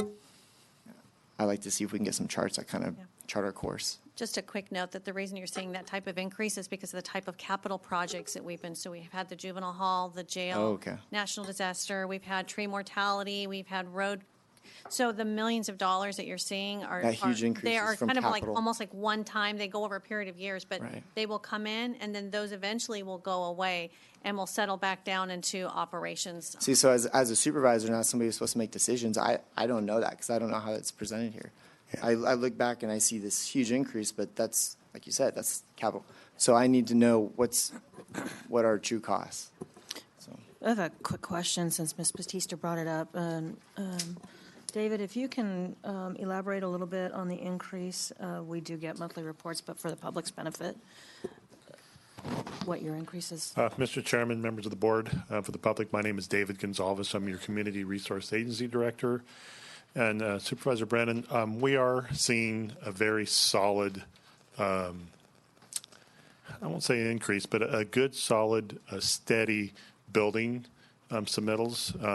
We did have some fee increases last year. You see some increments in that.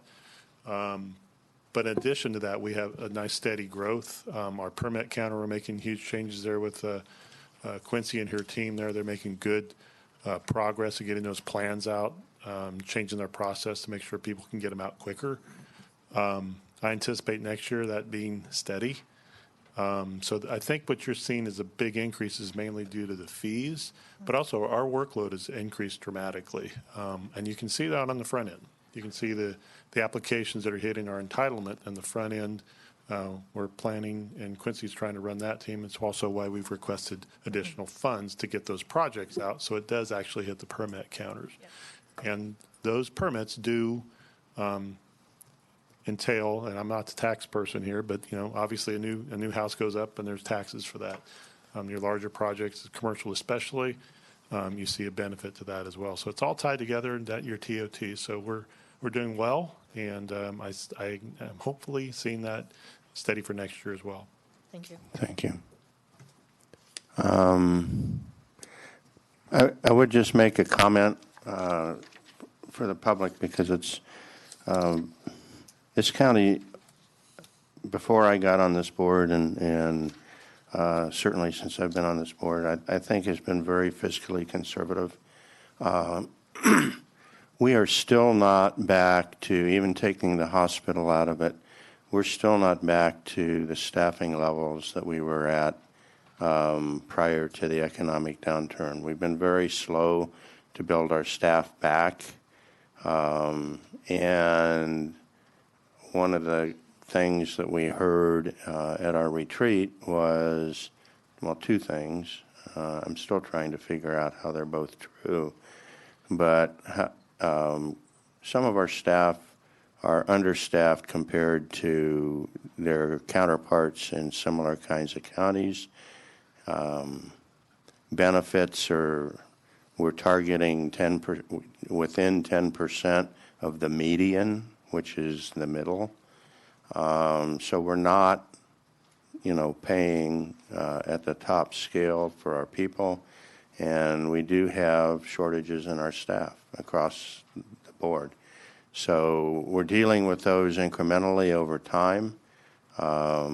I'm comfortable that we have done that in a very fiscally conservative manner in the past, and I'm sure that under our new CAO's leadership we'll continue to do that in the future. So that's my comment. Any other comments? I think it's important for everybody to realize no matter what happens, we'll have a balanced budget. Yep. And that's what we'll work from. We're not going to spend more than we have. We can't do that, and that's the insurance that staff gives us. That's where we'll be. Okay. Looking for a motion? Mr. Chairman, I move that we approve staff's recommendations A, B, C, D, E, F, G, and H. Do I have a second? I'll second that, with the caveat that we work on what our DA, the point that she brought up, and try and find a way to align those two conversations better. And we will address that. Right. Yep. Okay. All those in favor signify by saying aye. Aye. Opposed? Can I ask a question real quick? Are Sure. we approving? You're Are we approving these personnel changes as well moving Yes. forward?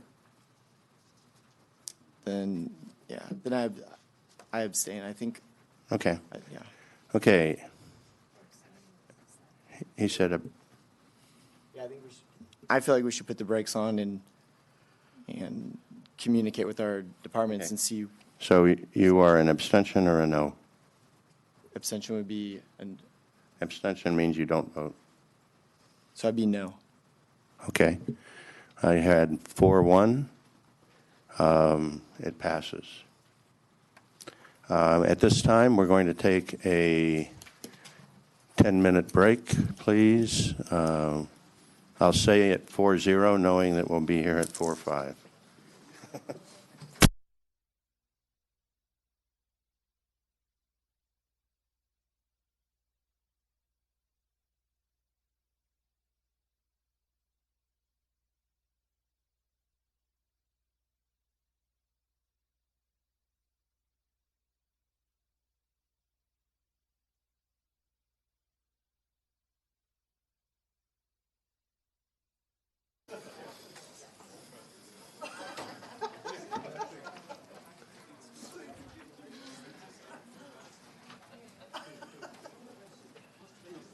Okay, the Tuolumne County Board of Supervisors is back in session. Would the clerk of the board please read item number 11? This is consideration of approving the Economic Development Director class specification establishment of the pay range, assignment of bargaining unit, and associated budget adjustments. Ms. Riggs. Good morning. Tracy Riggs, County Administrator's Office. This item before you today is for your consideration as a result of the dissolution of the Tuolumne County Economic Development Authority, JPA. As your board is aware, your board took action on February 5th to move and make the decision to dissolve that JPA. And in that interim, your board has also expressed concern about making sure that those economic development types of services continue into the future.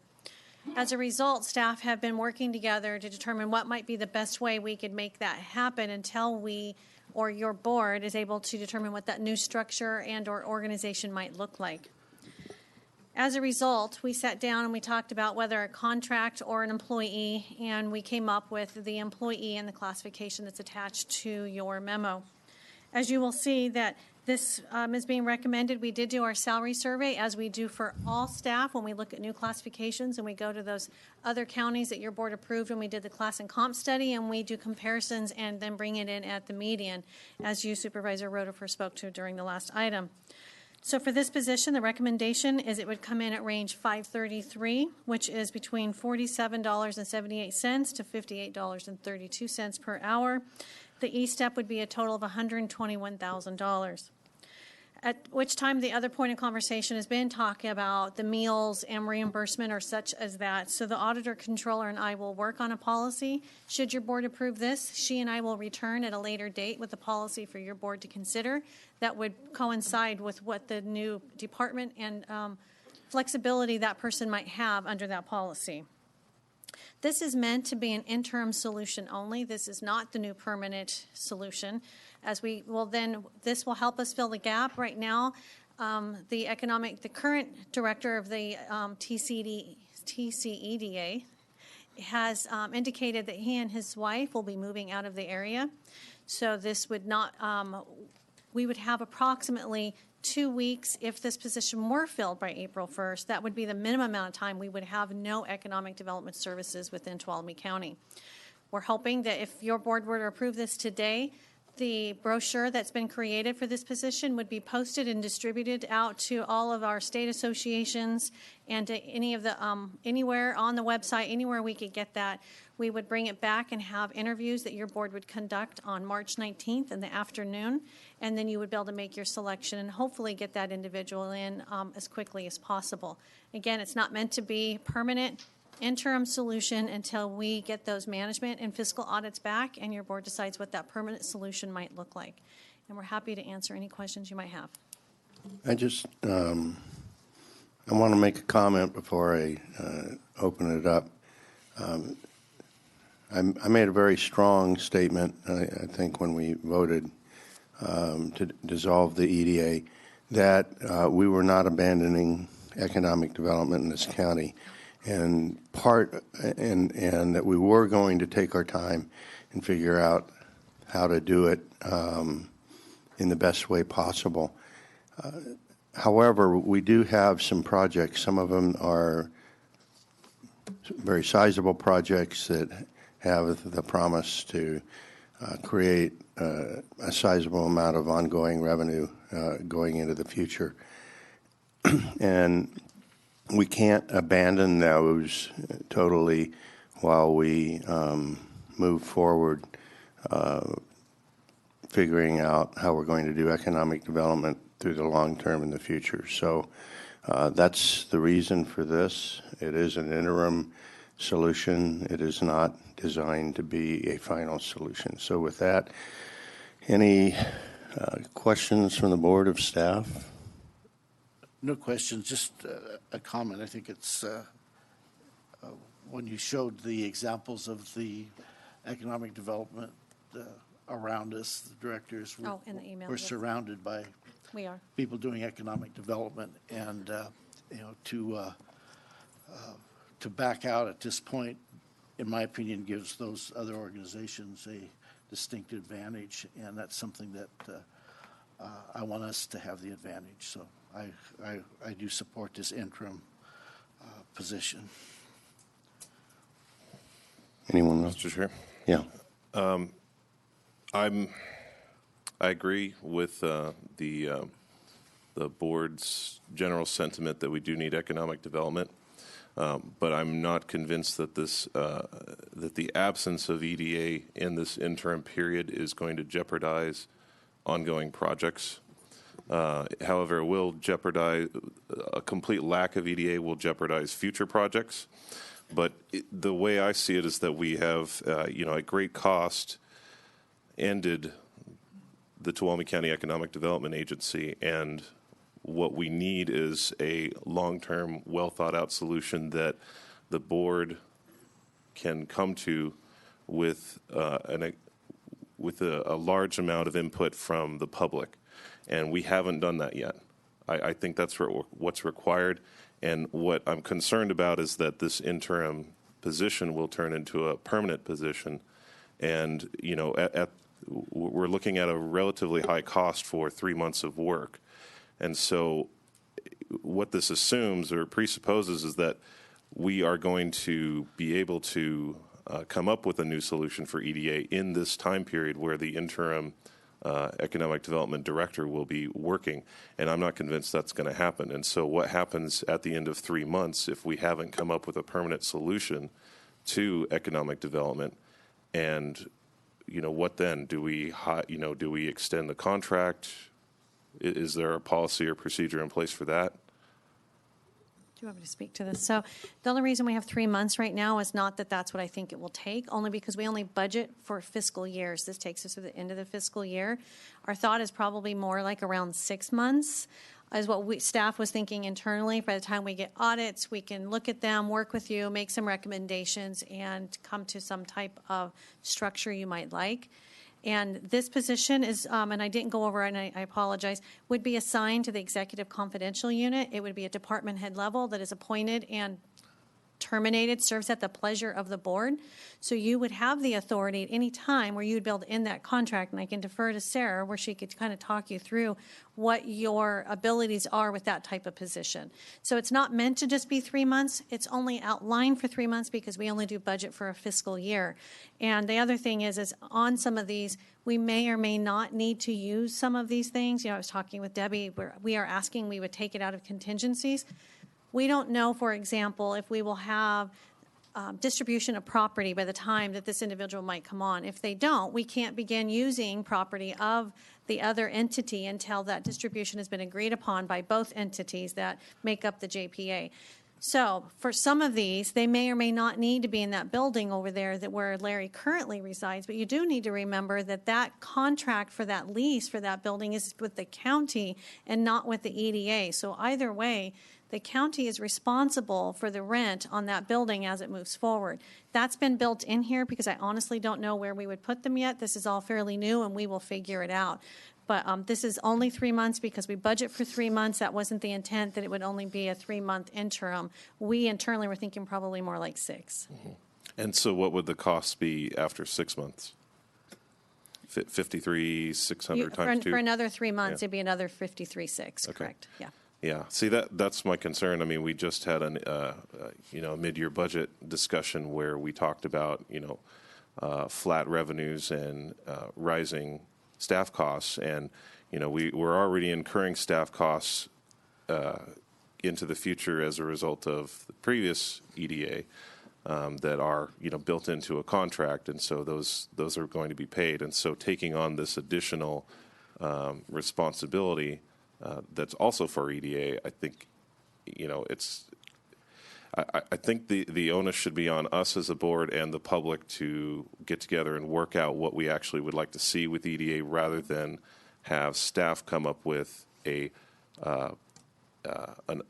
job description for what this interim economic development director will do. And, is it carried over from previous EDA? Who came up with what the responsibilities will be for this interim director? So this classification was done the way and the standard practice that we do all of our classifications. Again, we look out across the board. We look at current practice. We look at how Right. others are comprised, and that's how this was put together. Anything can be modified in this by your board. And then I'm not sure when you talk about ongoing costs going forward for personnel. Remember, we would have built in about $363,000 into next year had we continued. So that's just a reminder of where we would have been. If you were to continue right now, you'd be looking at $53,600 for 3 more months. That's just information for comparison purposes. And I know it looks like Sarah has something to add now. I just wanted to make it clear that it's the TCEDA that has the funds that will, and the EPC to wrap up all of the obligations of those entities. And our very preliminary reviews looks like there's sufficient funds to cover all of the legal obligations except for PERS, and that's an issue that has to be dealt with separately. So just for ongoing expenses, it looks like we're going to be able to cover everything that has already been allocated to the entity for this fiscal year. I guess my concern is that we have a job description for this interim director. We haven't had the chance to sit together as a board and discuss what we would like to see with this new economic development agency that we'll be creating in the future, and the public hasn't had an opportunity to give input. And so it seems to be going around that process, which I think is very important to determining a way forward with EDA. I'm not sure I agree with you, and the reason I don't, this is an interim. I agree with everything you say about how we need to approach EDA long-term going forward.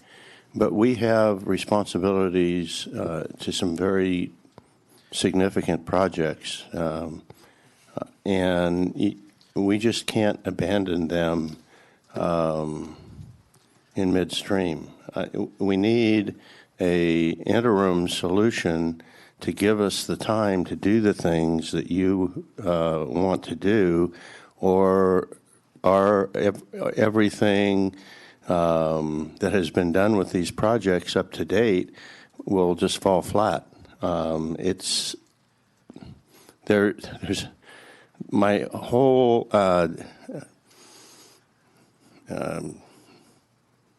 disconcert state of the whole discussion on economic development is there's a large lack of understanding of the level of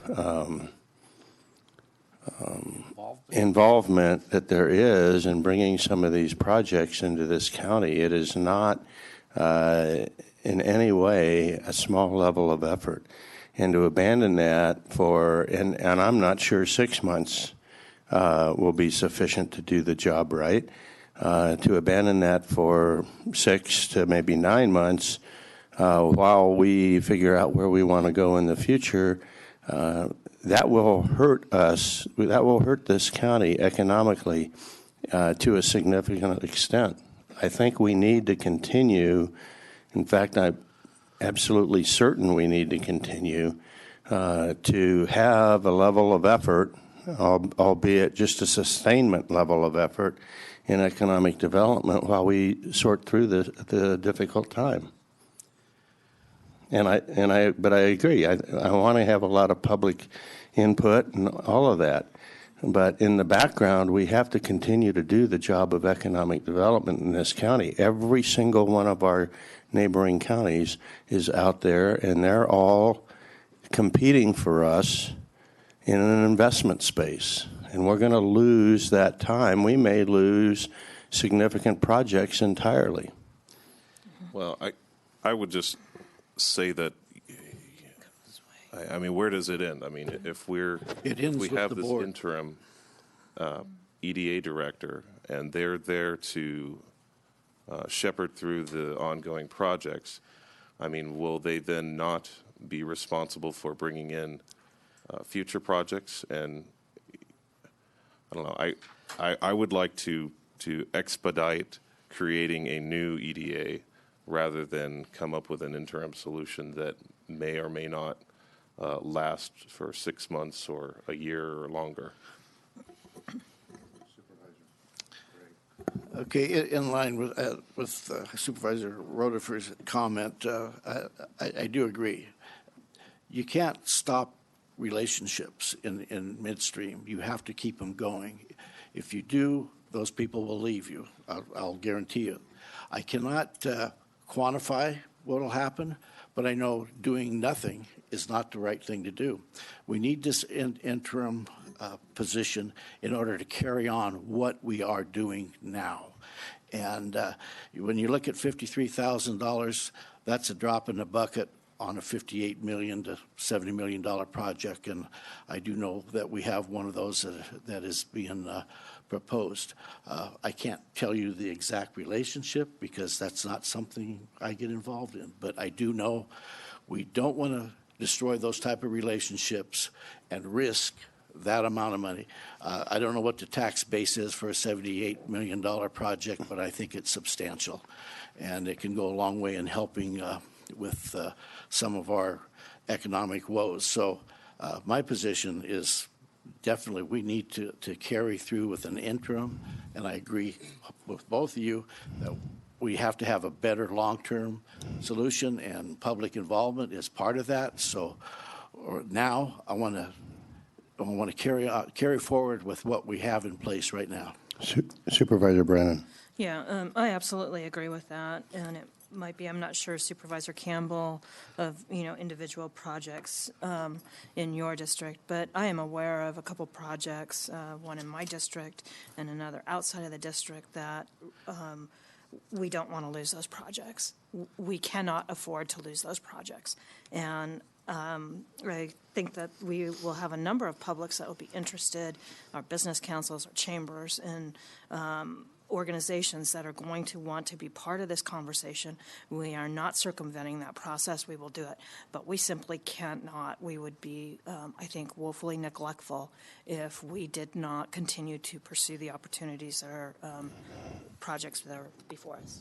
Supervisor Kirk. The list of projects that are in the works right now that Larry was working on, if there was an interim, would that conversation take place so they know where to pick up with these projects? Yes, so what Mr. Cope and I have discussed is he is perfectly willing, if we were to hire someone on to take these, that he would do some consultations to give them background, phone numbers, names to move forward. Yes. At no cost. At no cost, right, exactly. Thank you. Exactly, sorry, yes. Yeah, I think for me, the big picture is I want the business community and I want those people to know that we are for economic growth. I understand we've been beat up without authority and we lost some of the public trust, but we also don't want to lose a business trust at the same time. So it's important to me that we send a very clear message that Tuolumne County is here, that we want to do business, we want good growth, we want good economy. I completely agree with Supervisor Campbell.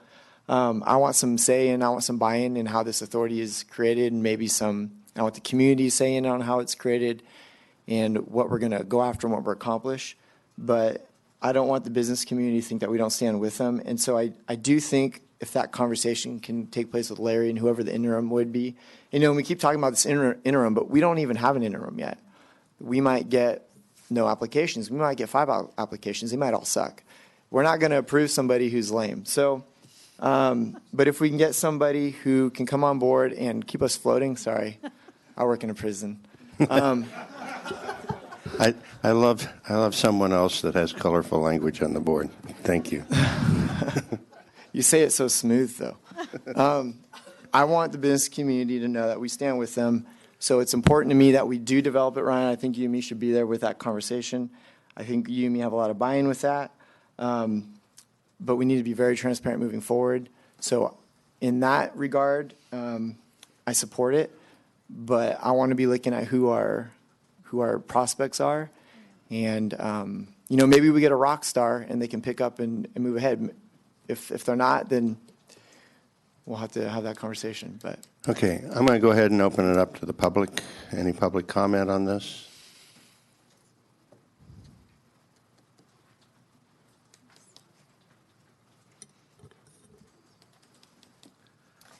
Barbara Dressler. So as regards community input, I think that's incredibly important. Trust has been lost. If it hadn't been for Alex McLean, California Public Records Act, a lawsuit by a private individual, the grand jury, we would have no idea what had been happening on the TCEDA and the information that was not documented. So I just want you to know 2 minutes, and people get cut off. I watched it happen this morning. 2 minutes is not enough time for you to hear from the public how they feel about what you're doing. And you need to stop giving us pushback, because we got criticized at the last BOS meeting. You called it character assassination or something. There is one man on that board, and you were supposed to be in the TCEDA board, was supposed to be looking over Larry Cope. So my question as regards the transition, which I think is a very important discussion, is in the last 18 months, Larry Cope bought 2 Microsoft Surface tablets and almost $3,000 worth of upgrades for $6,000. Will that be available if, in fact, we do decide to go with an interim ED director? Are those I going can to be address available? that, Supervisor Rotifer. Go ahead. So any property of the TCEDA, which those are part of, will, under the TCEDA JPA formation documents, has to be distributed between the city and the county. So certainly that will be addressed at a future TCEDA board meeting. Okay, and that would not be, that would be intact with passwords, and no information would be deleted. Well, another piece of, and I don't recall if you were at the last TCEDA board meeting, but he has been directed to develop a records distribution proposed plan. And so right now we are working with him to make sure we have all of the records. and that they would be distributed appropriately. So whether or not they're left on a computer, they will be somewhere where the county, and right now our office will have access to them. Okay. The grand jury specifically mentioned his laptop, which he said did not contain records, giving the history of the companies that he had worked with in our community. However, the board, and when they were interviewed by the grand jury, said that those records did exist. So my question is, will that laptop be part of that Excuse me, conversation? are you privileged to grand jury information that none of us John? have? Ma'am, I appreciate your concerns. The agenda item is specific to an interim solution. The questions you're asking this board is not questions that are within our jurisdiction to answer. The TCEDA board is still the governing board for TCEDA. So, Well, then Sarah Carrillo could answer that one. Is the laptop included in that information that's going to be passed on to the interim director for transition?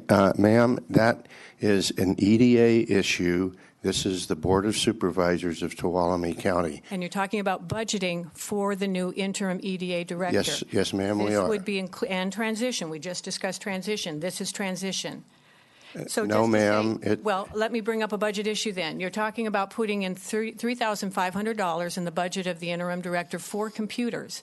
If we have 2 Microsoft tablets and we have a laptop, will you need more computers? Ma'am, those items are EDA items. When EDA dissolves, all the property, all the information, all of that will be distributed between the city and the county as appropriate. You didn't answer my question. But I can't answer that. I'm not on the EDA board. Thank you. Yes, ma'am.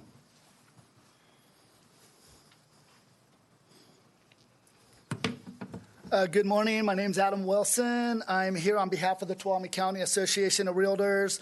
I'm a local commercial real estate broker. I've been selling real estate here for about 20 years. I'm also the director for the Tuolumne County Association of Realtors for legislative issues. Now, I'd like to just say a few things about economic development is vital to our community. It helps our economy continue to function and pay for things like our roads, public infrastructure, public safety for people. I do believe that we need someone in this interim position. Not all box development is to bring in box stores. It also is finding new owners for replacing businesses, for owners that are businesses that have been here for a long time. These businesses only make sense if it's financially sound and that there's proper demographics to keep these businesses going. That position helps answer these questions and helps business owners as well as potential new business owners looking to come to our community. It's a resource for our community, and so they can find the best place for advertising dollars, networking, and to keep businesses open in our ever-changing internet world. I reach out to assembly businesses, tech businesses, mail order businesses to come to our community so that one day my kids can stay and have a good job here. It takes a long time to nurture these relationships. It took me almost 2 years with the dialysis people to find a new location with them, make what they needed to do, and then go forward in the purchase of that, and now the development. It's a business that's been here for a long time, communities, something that we needed, but it just didn't happen overnight. I've worked with Larry on several projects over the years, and we can't just hang up the phone with these people and say, you know what, good luck, we'll figure it out and we'll come back to you, and now we can start working on our economics in our community. These are long-term relationships. We need to make sure that someone's there to answer the phone, help nurture these relationships, let them know we want them in our community. These economic dollars are how we pay for things, to get our roads that you guys want done, other things that we need to pay for budget issues, not just the one-time deals from the bugs or something like that. So we need to keep this line open, and someone's got to be there to answer the phone during this process. And I very much recommend that the board consider keeping someone. I hope we can find someone to do that. And it's definitely important for us to do. And it definitely helps in bringing economic, but also helps current people and businesses to stay open because we need that resource. So thank you for hearing me. You can apply for the job if you like. I might. You're a local, that'd be good. So I agree, a lot of the items we do need economic development in Tuolumne County. I'm not sure that the interim director is the way to go. I think I'm with Mr. Campbell that we need a long-term solution. Couple of things, all we could promise this new rock star is that he'll have a job for 3 months. I don't think we're going to get a rock star for 3 months. So I think the interim, and if somebody comes in for 3 months, it's going to take them a month or two just to get up to speed. So I think it's a total waste of time to get an interim director. I think the ongoing stuff could be handled by board members, by the Tuolumne County Realtor Association, by the Chamber of Commerce, by county staff. So I think we need a long-term solution, not an interim solution that doesn't look like it'll work. Thank you. Thank you.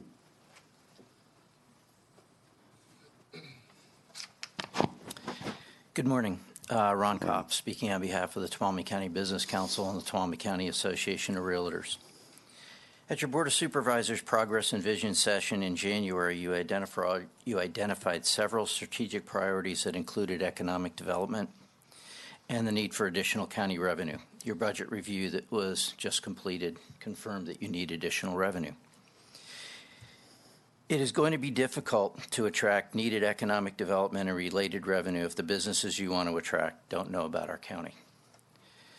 It is not easy to retain local businesses and attract businesses and investment from outside this area. We are a small, rural county, and there are many other places to invest. Our county offers a number of opportunities, but there are also a number of constraints that need to be understood and vetted by local investors and businesses. Viable business provides a synergy, a needed synergy. On a large scale, we see this in Silicon Valley, and on a small rural scale, we see it in Murphy's. Not many years ago, it was difficult to compile the information businesses and investors needed to make informed decisions. You had to go to several sources to cobble together an economic picture of this community, as well as the entitlement process. Our county needs a primary point of contact and coordinator. If it needs to happen on an interim basis, we need to have the continuity going forward. After initial contact, even with a great deal of interaction and effort, projects often take years to develop. Many would initially look at the population growth of Tuolumne County and move on. Most don't understand that a drop in our population numbers a few years ago was the release of Sierra Conservation inmates by Governor Brown that are counted in our population base. It has also been noted that many of our young adults and families are moving away because of a need for additional housing, jobs, and economic development. Improving or starting small business takes a lot of work and assistance, and larger economic development options are much higher risk and take years to plan and develop. This is not easy to quantify. California regulations also make it difficult for projects to get needed approvals, and even when approved, there are still many hurdles and all too often NIMBY-CEQA litigation. Our county is no exception. Economic development takes a village. Having a streamlined general plan was a much-needed first step, and we need to go forward with the zoning and the other components as well. Our county needs economic development to provide the revenue you need to fund rising costs on an ongoing basis and improvements. The county also needs an interim economic development director and a permanent economic development director to be that point of contact and lead that effort. We need that person to provide outreach, explain demographics, income, entitlement opportunities, opportunity zones, and pull in additional support and potential investors when needed. We do not need potential investors or current projects in the pipeline to fall through the cracks. We all know that tourism is a major component of our rural economy and brings in a lot of TOT revenue. We invest a portion of that revenue back into the Visitors Bureau because that continues to increase that revenue stream. Many other rural areas are also investing in their needed economic development, and we need to continue to do the same. Thank you. Thank you.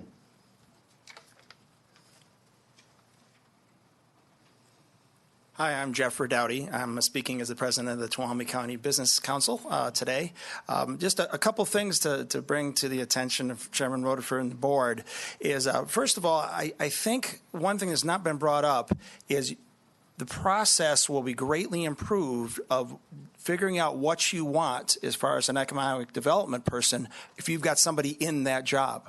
That person can give input about what's important in that job, what's the most effective way to do that job, and I think you'll end up with a better product with having an intern person. We may be able to attract a rock star because a rock star will say, I'm going to take that intern job, I'm going to nail that job, and you're going to hire me full time. And so I would not discount that we'll get some very, very good candidates. The Business Council would love to be part of the process that creates the full-time job or the permanent job.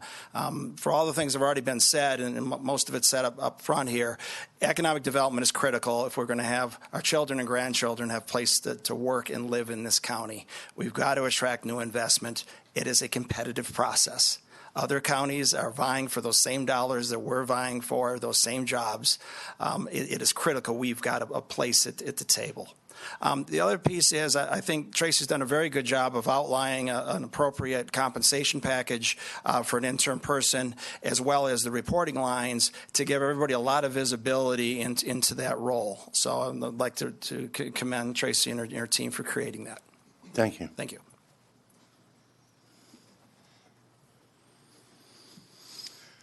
Good morning, Mr. Chair, members of the board. My name is Mike Limke on behalf of the Tuolumne County Building Industry Association. Economic growth, commercial development, commercial services, jobs, housing solutions are a long-term game plan, long-term strategy. When the phone rings here at the county, somebody needs to be there to pick it up. Somebody that is focused on the scope of work that's been outlined in this interim proposal. We can't let that phone go dead. I have high praise on the current direction of county staff and administration. I really like what's going on here. None of the people in our current structure are tasked with the scope of work that's being proposed in this interim fit. That phone will drop dead.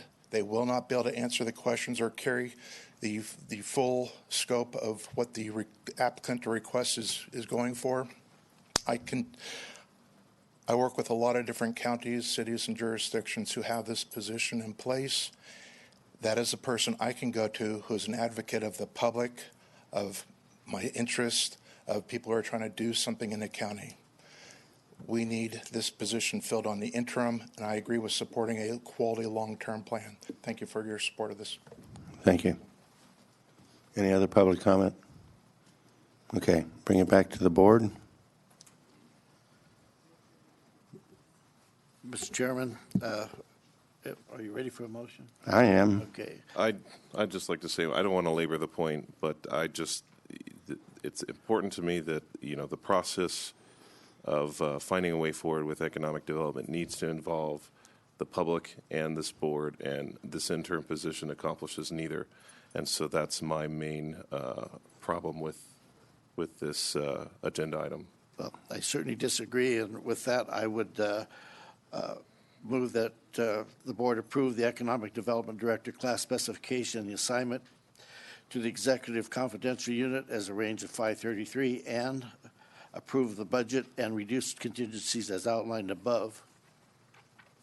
And I'll second that, and I want to thank all of the groups that have stepped up and said they want to participate in that very public process as this moves forward.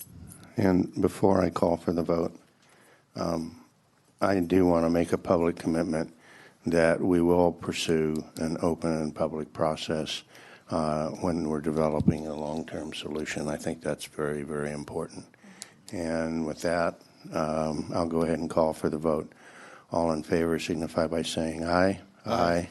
Opposed? No. Okay, it passes 4-1. With that, I think we're up to item 11A.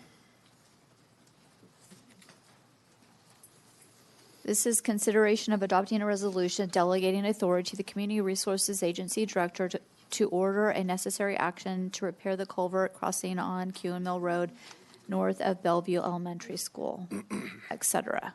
Okay. Before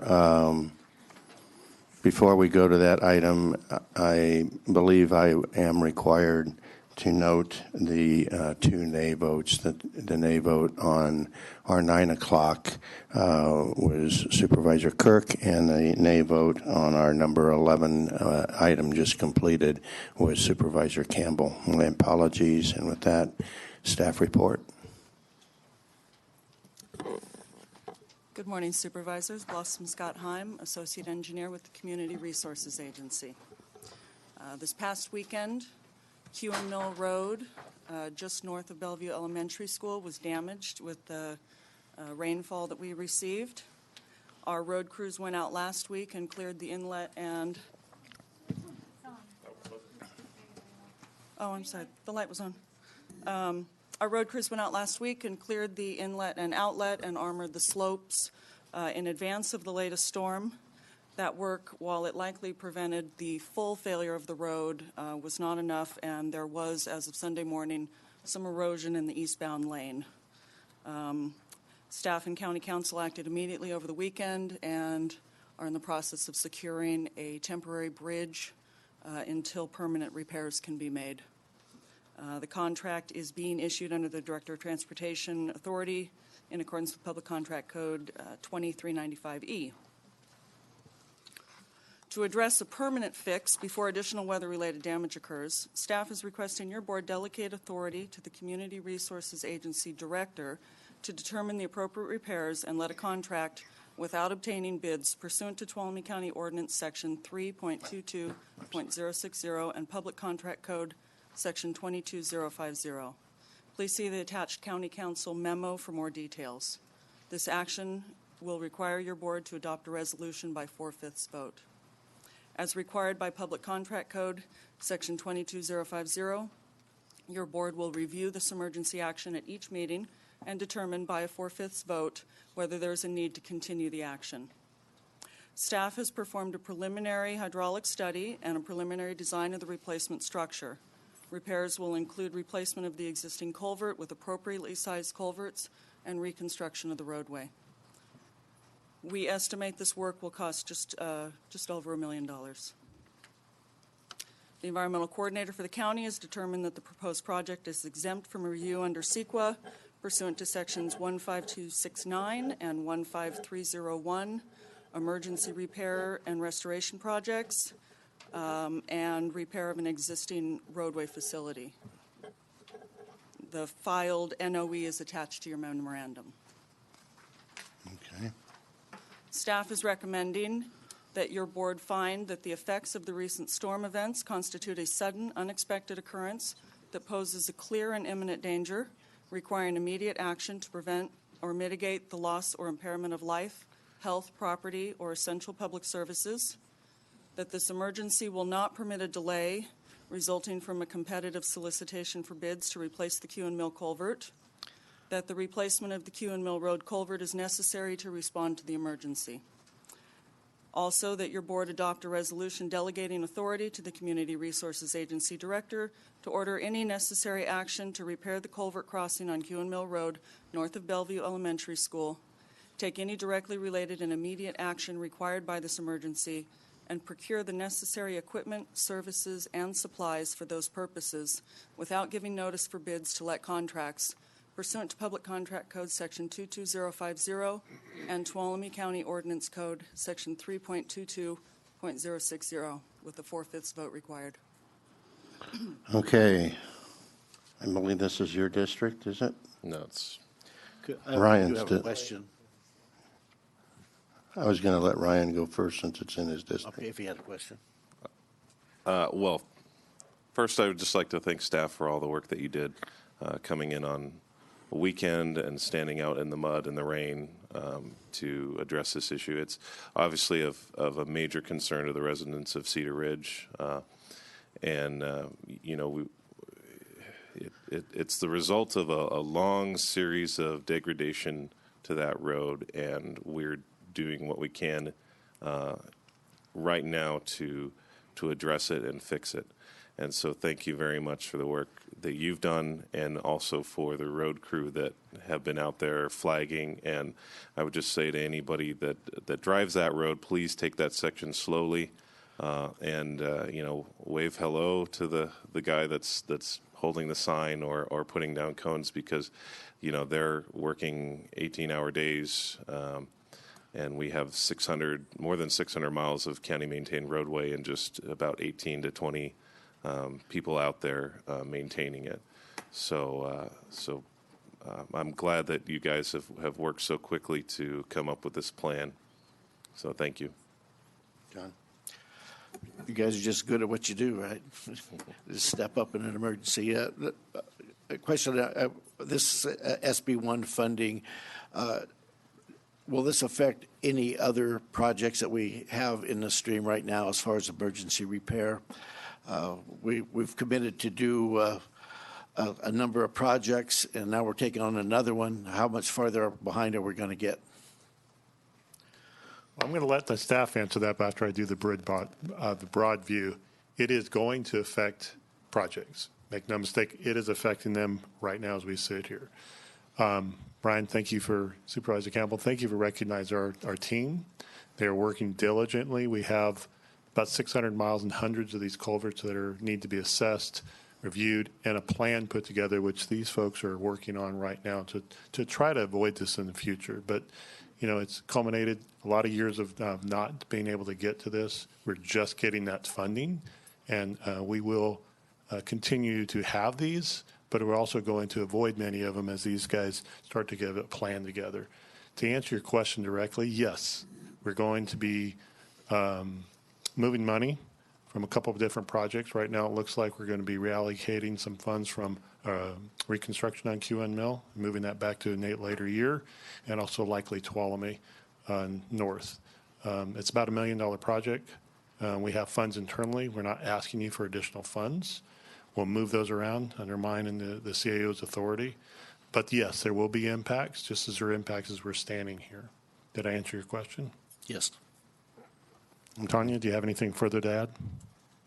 No, this is acceptable under the RMIA funds. What we do as we report to the State Controller's Office, we identify that we have to relist these projects, and we brought in a new project which is of a higher emergency. Okay, thank you. Go ahead, Supervisor Brennan.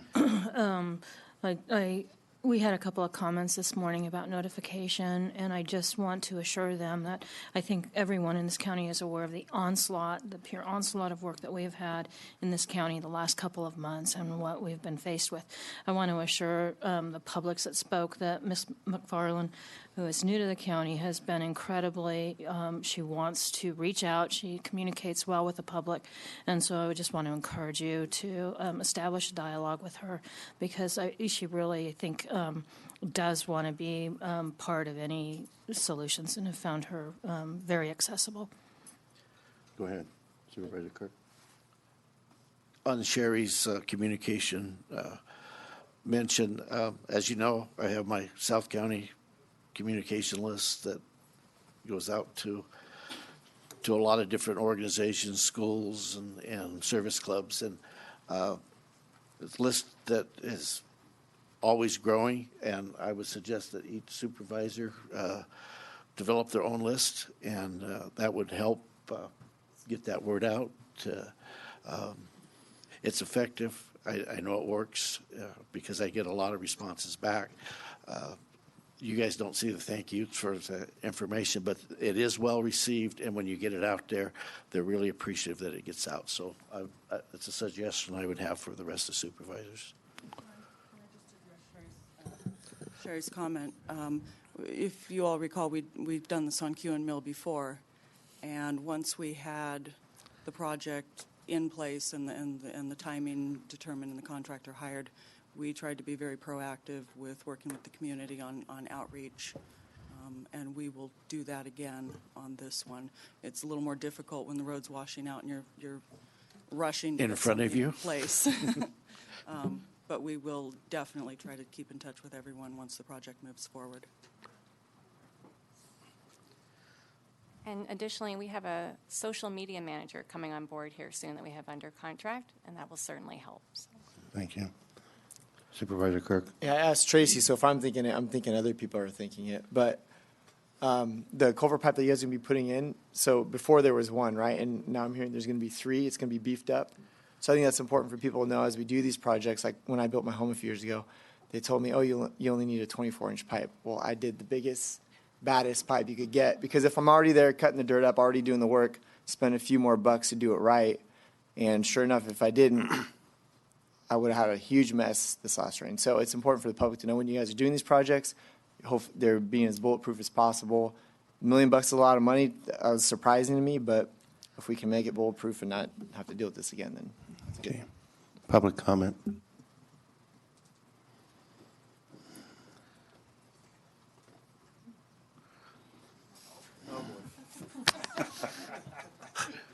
Hey, there's been a hiatus. I thought you retired. Duke York, Deputy Director, ex-Deputy Director, in charge of roads and engineering. And one of the key things about Kewen Mill Road that maybe you don't know is that was never really a county-maintained road. It started out as a Forest Service road, and as such, it was a series of accretions on these roads, and the engineering on all of the drainage underneath those roads was not done. It was not engineered to begin with. And it's a series of issues that is each of these subdivisions, whether it's Cedar Ridge or Comstock Ranch, would go in. They'd basically just kind of resurface the road. So a lot of these culverts, not only on this road, but in other places throughout the county, have these substandard drainage systems that we're playing catch up on and using some of the SB1 funds to try to review and correct. So for the benefit of the public, it's important to know the history of these things and how they came to be. We just sort of inherited them. Thank you. And John knows that history better than most, so thank you. Thank you. And you kind of highlighted the real issue, which is that this community has only one viable entrance and exit route. And so that's why when you get a culvert that washes out, it's such a significant impediment to the residents of that neighborhood because it's the only way in. So.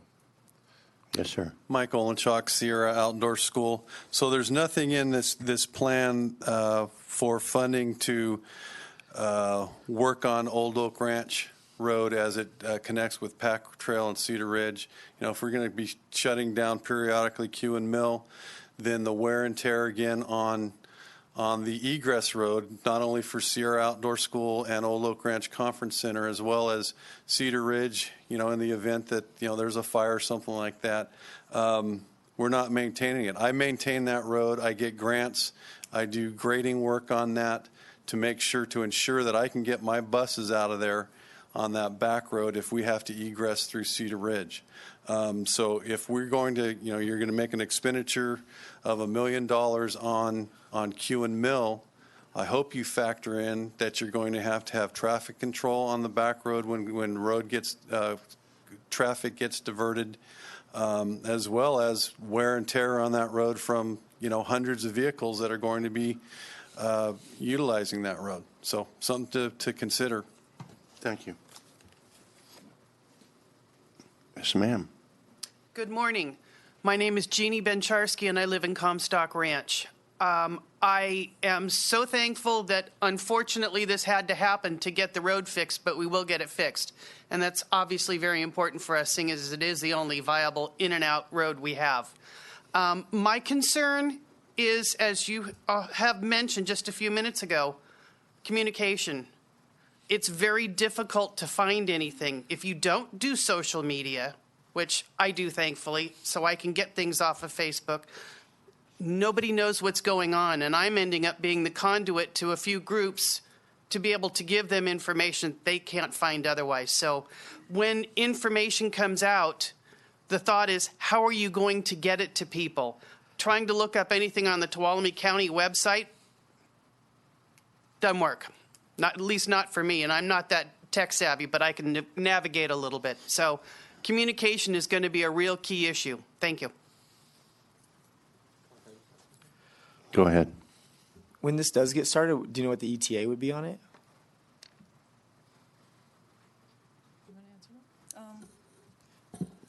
We don't really. I'm guessing that the duration of the project is going to be a couple of weeks. When we ran the Q and Mill over 5 Mile Creek project, we did two-hour hard closures each day with an opening at lunchtime. And we had a page on our website devoted to updates for the project. We had a Facebook presence at that point. And we did a public outreach meeting up there. And so people were on board. They knew when they could get it out, and they really adjusted. Now, that project ran almost 2 months. This should be a lot quicker. We're looking at the viability of phasing it. Until we get out there and get a contractor on board, we don't know the exact details. Yes. And what Blossom means by phasing it is looking at phasing the traffic so that we wouldn't impact those other Old Oak Ranch roads. We would actually keep the traffic moving along Q and Mill Road. Okay. Do I have a motion from District 2? So moved. Okay. Second. Okay, it's been moved and seconded to act on staff recommendation. All those in favor signify by saying aye. Aye. Opposed, abstained, 5-0. Okay, out of deference to our district attorney, I'm going to ask the clerk of the board to read item 14. This is consideration of adopting a resolution authorizing the district attorney to apply for a California Office of Emergency Services Child Advocacy Center program. I didn't think you wanted to come back this afternoon. Thank you, Chairman and members of the board. I actually have court at 1:30, so I really, really appreciate this. And I'm up here with good news this time. So last year, our office was lucky enough to receive our second Cal OES grant. This was for a child advocacy focus, and I have to give credit to Ginger Martin, our Tuolumne County District Attorney Victim Witness Coordinator. But essentially, this is a non-competitive grant, and Cal OES was so impressed with how we've managed our elder abuse grant from them that they called Ginger and said, the Tuolumne County District Attorney's Office needs to apply for this grant. We discussed it and had a lot of hats in the air, and they called us back and said, no, really, you need to apply for this grant. We want to give you these funds, and we think you can do great work with them. So we did apply for the grant. We received it, and what we're asking is for board approval to allow us to apply again. They've extended the grant. There is a match, but it is no county money coming out of the general fund because they've waived a significant portion of the match, and the balance of the match we bill in kind. So things like our phones, our electricity that we're already paying in our building, my supervision over the grant, those sorts of items are billed in kind, so it ends up being no cost to the county or future for match or anything of that nature. Well, thank you, and thank you for finding us more money. You're welcome. Well, finding you more money. Right. Thank you. So, okay, public comment? Okay, any board comment or motion? We're going to say no to this. This is one of those no-brainers, and would gladly move on staff recommendation. Okay, got a motion by... Second. Okay, got a Thank you. motion and a... Pardon me. And a second. All those in favor signify by saying aye. Aye. Opposed, abstained. I believe that's 5-0. Okay, let's go back to item 12. This is consideration of adopting approving the 2019 legislative platform and authorizing the chair to sign any future related correspondence. Okay, I'm getting some pushback from my CAO. I've only been back in town for about 6 hours, so it's coming a little bit late.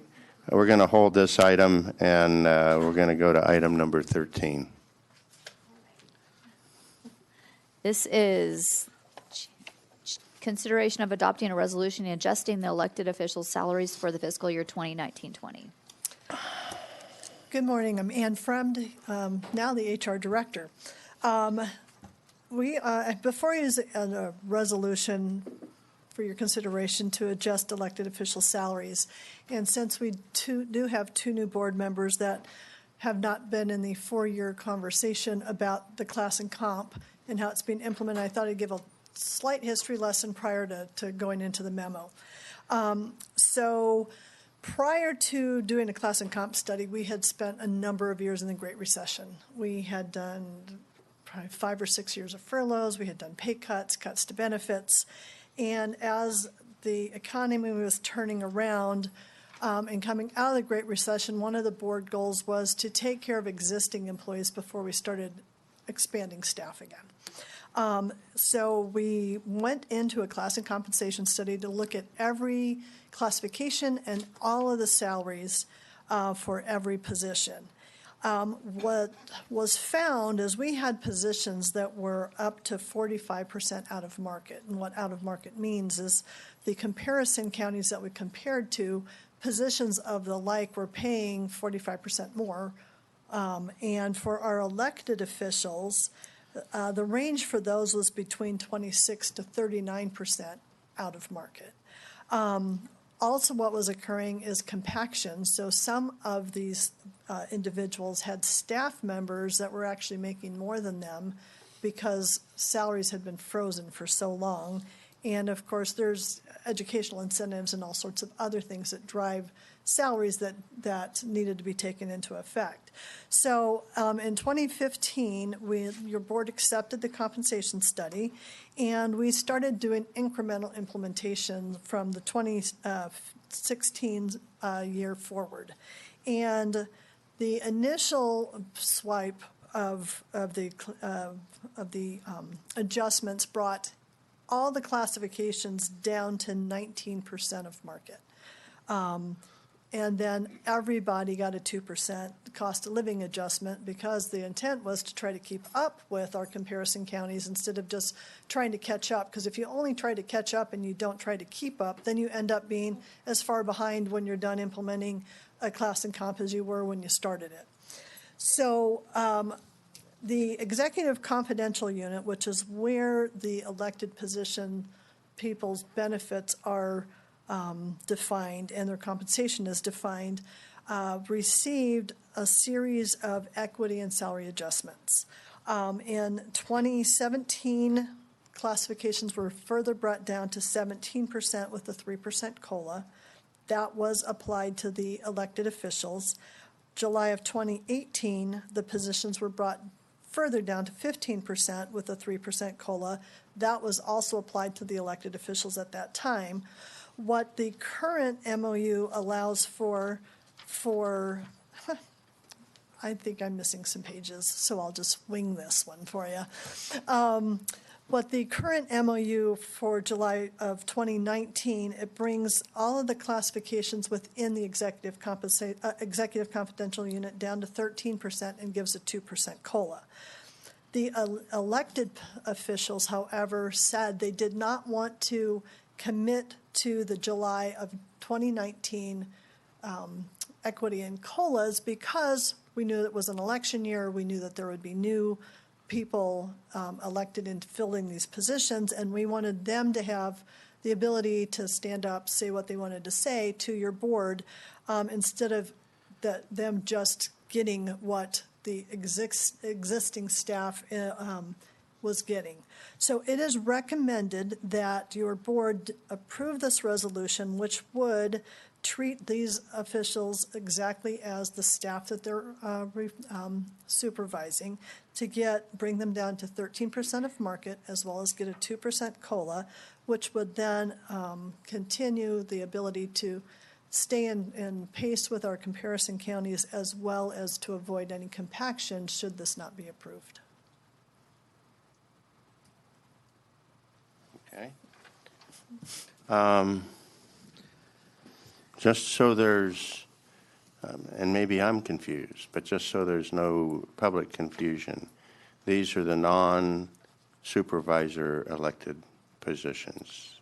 Right, yes. Okay. The Thank you. supervisor positions are set by ordinance, and we already went Understand through that. that I just painful wanted process. so that Yes. the new board members, any members of the Yes. public, understand that what is before us today is not us raising our own salaries. Right. Okay. Any questions from the? So these positions took a hit during the recession, and now we're essentially making good on that agreement in the past that they would be brought up to par with the staff. Yes, these agreement. positions didn't actually have to take a hit. They agreed to take a hit because they didn't feel it was fair for their staff to take a hit and not them also. Right.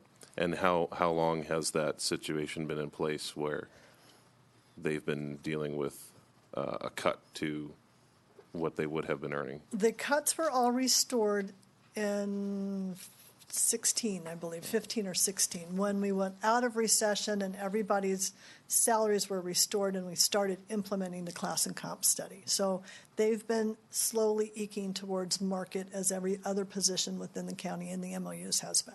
Okay. Thank you. You're welcome. Go ahead. So to clarify, since 2008, since the recession, there was no raise up until 2016? Yes. So 8 years. Yes. And then 2016, we went from 19% down to 17%, down to 15. Now we're talking about 13. So when you factor in cost of living, that's a 5, and now a 4%. Yes. Okay.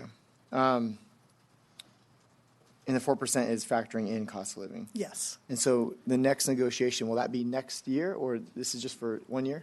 The Executive Confidential's MOU expires at the end of next fiscal year, so we'll be doing negotiations again with Executive Confidential next fiscal year. So for me, I get an email about people saying it's political suicide to give people raises, but I'm not going to be intimidated by people trying to make campaign,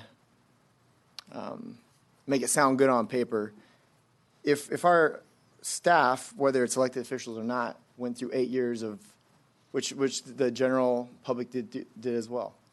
I don't have a problem with making due on old negotiations, but also just realizing that, really what I'm looking at is 14% since 2008. So over 11 years, a 14% raise is what I'm looking at, correct? Yes. Okay. So I want the public to be really clear and people who are emailing me to be really clear. 14% over 11 years is not. I know we have issues with budget and, we're talking about PERS and all that stuff, but I want to make sure our staff, I would rather not grow, but if we take care of the staff that we have, I'm all for that. So that's how I view this. I know people aren't going to agree with me, but I'm looking at it as 14% over 11 years. So I'm okay with that today. Thank you. Okay. Public comment?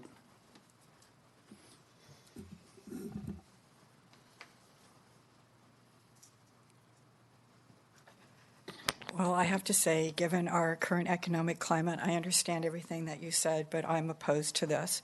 And I'm also opposed to Supervisor Kirk's participation in this discussion. And I had discussions with a lot of you back in 2016, about elected officials using their official elected position to campaign for other offices. Because I think that's unethical. I think it's sleazy. I think it's tainted, and I think if you're an elected official in this county, you should keep your mouth shut, just like Debbie Batista does. And I had discussions with at least 3 or 4 of these elected officials about how I thought that was inappropriate. And Supervisor Kirk was very clear that he was not going to spend his own personal money on his supervisorial campaign. Can I ask how this all melds into the agenda item? The agenda item is for... Because I feel that he should recuse himself because I think he's tainted because it looks like a bribe when other people go out and take pictures with you and campaign for you and use your official elected position. Okay, I appreciate that. Thank you. Any other public comment? I will bring it back to the board. Do I have a motion? I will move to pass it. That's one of the beauties about having 2 careers is I can't be bribed, I can't be bought. It's a matter of trust. If you don't trust my opinion, then that's perfectly fine. Okay. But I do move to. So I've got a motion. I'll second with the statement that I remember when a lot of these cuts came across, and a lot of people stood up and made some real significant sacrifices at the time. And I think it's important to make good on the promises that we've made. Okay. Motion by Supervisor Kirk, second by Supervisor Campbell. All those in favor signify by saying aye. Aye. Opposed? Abstained? It's 5-0.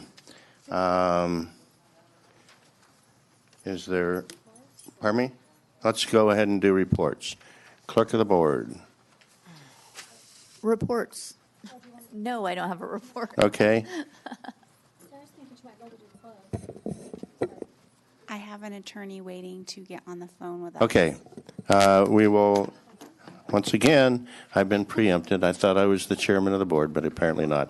We're going to go into closed session. Will the clerk of the board please read our closed session item? Oh, yes. This is a closed session, conference with legal counsel, initiation of litigation, Authority Government Code Section 549569D4, and it's 2 cases. Do we expect to report out? No, but we do need public comment. I'm going to get there. Is there any public comment on the closed item? I've lost control. Okay, we're recessed into closed session. We will be back at 1:30.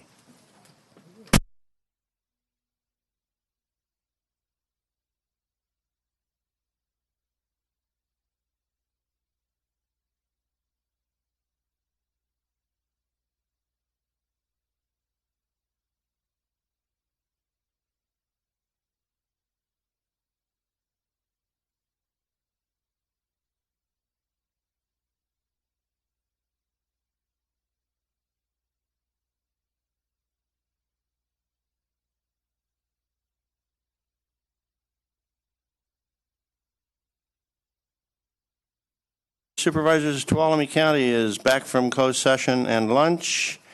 On item number 15, our closed session, we do have a report out. Conference with legal counsel, initiation of litigation, Government Code, Section 54956.9D4, 2 cases. Supervisor Gray moved, and Supervisor Brennan seconded it, and by a vote of 5-0, the board authorized the county counsel and the law firm of Liebert, Cassidy, Whitmore to represent the county in appealing CalPERS determination merit incentive pay is not part of reportable compensation for retirement purposes. This is an administrative proceeding before the Office of Administrative Hearings, case number 2018120460, and other similar proceedings. And will the clerk of the board, I believe we're up to item number 12. Yeah, back to 12. So this is consideration of approving the 2019 legislative platform and authorizing the chair to sign future related correspondence. Staff report. Good morning, Mr. Chair. Good afternoon, Mr. Chair, members of the board. Afternoon. Jason Terry, County Administrator's Office. Item you have before you today is consideration of the 2019 legislative platform. As you recall, this was brought before your board in December, and staff was given direction to look into RCRC, CSAC, and NACO legislative issues and priorities and link those items so that we can better gather our forces on some of these issues. So what you'll see in Exhibit A, we have some of the issues that your board and county departments have identified that could potentially be on your 2019 legislative platform. And you will see next to some of the items, it says RCRC, CSAC, or NACO, depending on the items in Exhibit B, in which you will see the priorities have been identified for those organizations. So what staff is seeking today is for your board to consider these items and ideally select 3 to 5 items for state and 3 to 5 items for federal issues that staff and the board can actively pursue this year. We have a few considerations for your board. You may want to consider the priorities that your board had already established from the workshop this year. The specific ask, whether some of these items can be broad, some of them can be specific, but what you want the staff and yourselves to really focus on this year. And then also the authorities that the board already has when approaching the state and federal issues. So with that, I can read each item if desired, but otherwise we have it there. I will tell you, having just gotten back this morning, as a matter of fact, from the latest NACO conference, that solid waste to energy is a national problem. Well, solid waste is a national problem, and it's really driven by the fact that the market has dried up. China was a huge importer of solid waste, both recyclable and non-recyclable, but that market has dried up. And so jurisdictions across the United States are trying to deal with how to do that. And in my thinking, landfill is probably not the best answer, and I don't want to go through each of these in any depth, but it makes sense if we can create energy out of garbage, that's a smart thing to do. So I would just offer that. Forest health continues to be a number one priority across the western United States, not so much in the eastern from NACO's point of view, but it is a huge western U.S. issue at NACO as it is at RCRC and CSAC. Broadband infrastructure is probably the number one rural county issue in NACO. And we heard a lot already today about notification and emergencies and all those things, and that all plays into public safety. So those things, you've got those three listed, 1, 2, 3. I can tell you those are in the top 5, probably at all 3 of those organizations.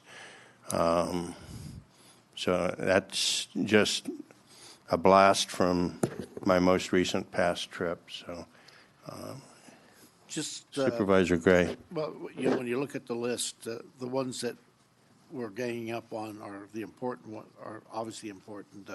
You mentioned solid waste. We know we're going to have a problem there.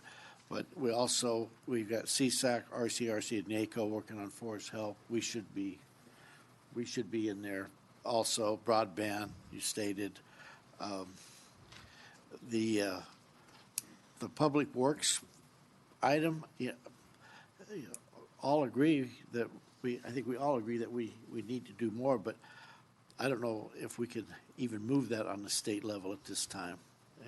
We might be, I don't want to say wasting our time, but we might possibly. But I'm kind of with Carl on this. Those first 3 are a must do, and whatever we can pick up after that. Supervisor Brennan, you kind of look like you want to put your hand up. Yeah, because you look at this list, and I think we would all find reasons, and it's how do we prioritize this. And I want to go to roadway improvements and funding, because this is a piece that we've been talking about if we're going to tackle some of the ingress and egress problems that we have, especially around fire resiliency. We're going to have to find some capacity there. And in talking to Miss Allen and Jason on a couple of occasions, we had 2 roads this morning, Italian Bar and Q and Mill, and found out that we have some real legacy issues there because in the 1970s we got those roads from the Forest Service, and they weren't ever constructed to do what they're doing today. And Ms. Allen suggested that, 10 years ago, there was a working group that included the Forest Service, BLM, all the different land jurisdictions, and they really looked at problem solving on this road issue collectively. And I think that it would be time well spent if we prioritized that program of work and reconstructed that working group, because ultimately we are going to have to find some additional resources to improve our ingress-egress capacity. And I know I've challenged Miss Allen when she brings a road project to include some upgrade that helps us get there. And Italian Bar is a perfect example. It's hanging on the side of a mountain. We're not going to significantly widen it. So my thought was, okay, so we look for places, we have user-created turnouts. We look for places where we can enhance those so we can create a little bit more mobility on some of these roads that have some real problems. So I would say that, along with the top three, I would really like us to have some really targeted efforts in that area. Go ahead. I have a quick question, Jason. On Exhibit B, the first one, CSAC, wildfires and disasters.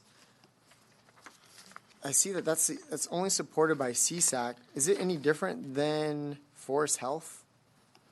In some cases, it's the same. And really, in Exhibit B, this is all these things that we're talking about, all the things that we could be discussing, especially RCRC has a 40-page packet of things that they expect to see this year. But when preparing this, we were looking specifically at what the priorities were listed on, their very short sheet of 6 to 8 items themselves for priorities that they had. So it's definitely, I would say wildfire, maybe. RCRC has a more robust advocacy program when it comes to vegetation management than CSAC does. Because, when I see wildfire versus forest management, for me, a priority would be wildfire management. But if it's kind of under the same umbrella, I get that. When I look through this, I'll just tell the board, and I can give you guys copies of this. The way I saw it was Exhibit B was that wildfire and disasters one. And then the second one I saw was forest health, kind of under the same umbrella, and then same as you. Roadway, funding mandated programs, and then I really don't want this one to get lost, but is the broadband infrastructure. There's monies coming out from the Farm Bill. FirstNet out of AT&T has got money, and so as a rural community, it's part of fire preparedness. It's part of economics. I think we're all in the same agreement that forest health, roadway improvement. I'm there. I don't want to lose broadband infrastructure, though, especially at a state and federal level. I'd like to see that be a priority for our staff looking into those changes or looking into that, those legislative, the platform, so you call. And then one other one that I see, or I put down here, was the funding mandated programs. Because like we had today in our budget discussions, all these mandated programs are going to bite us. So I don't know if that's a priority to you guys, but that's kind of my top 5. So, okay. But I don't want to let go of broadband. I guess if I could say it, I don't want to let that one slip. Ryan? Yeah, and Supervisor Kirk and Supervisor Brennan, I couldn't have said it better myself with your comments about road improvements.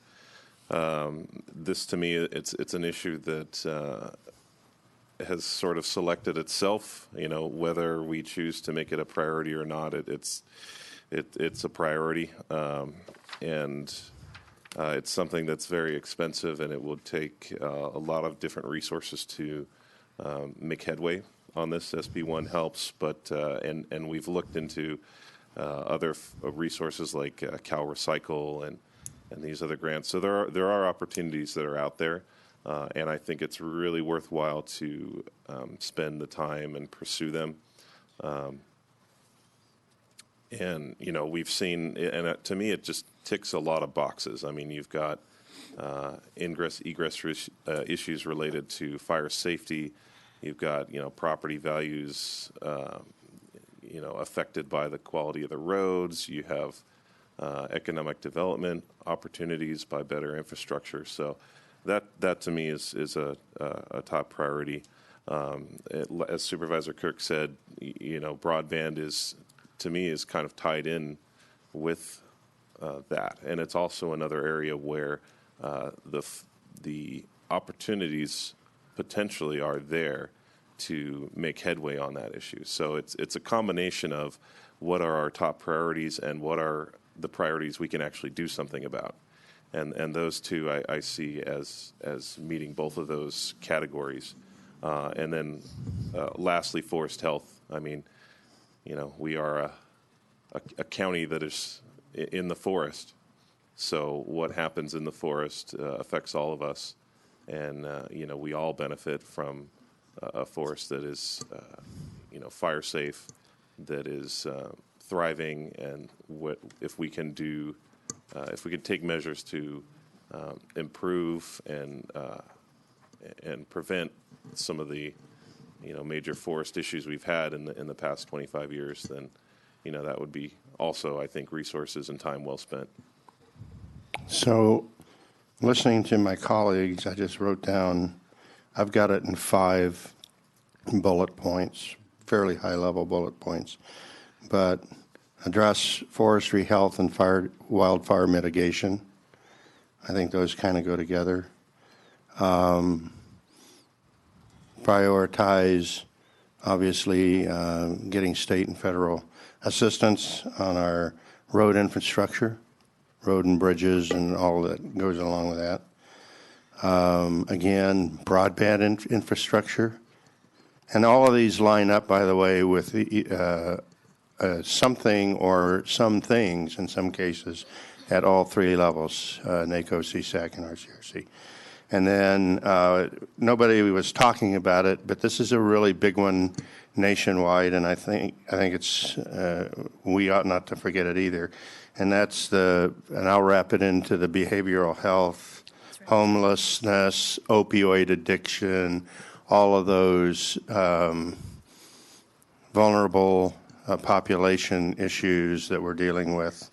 And then the one that nobody's mentioned, but I think it's really important, we've always had it in our platform. You talked about environmental lawsuit reform. I would call it tort reform. Okay, right now it is not a level playing field when you're a local jurisdiction being sued by special interest groups. It's just, we end up donating to their coffers whether we win, lose, or draw. So I think until that gets more balanced, it's going to continue to be difficult to do work with the government.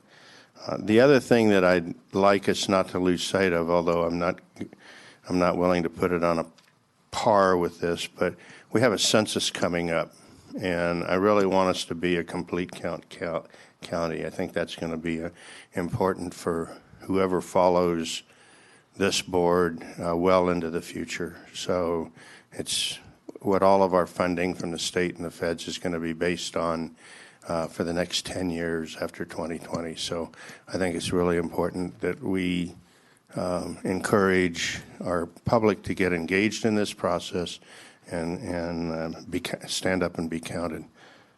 But those are if I didn't hit something, I'm open to darts being fired or whatever. John? I think you have the thing that all of this is important, and the public needs to understand everything on the list is important.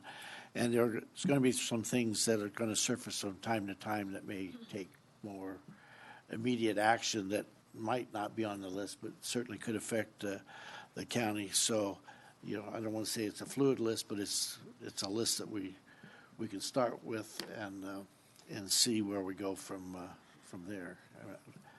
The other thing is that we're giving the chairman the authority to sign the letters in order to expedite the process, and that's important. And I know staff will do this, but make sure we get copies in the loop somehow of what's being done. Supervisor, we don't want him out there by himself. No. Anything can happen. Well, Washington, D.C. is still standing, so. Yes, ma'am. Can I make one comment? So when you reference for the federal issues, tort reform as opposed to environmental lawsuit reform, So one of the things when I was working with Liz Peterson on this issue is tort reform is really torts, for a legal term, are personal injuries.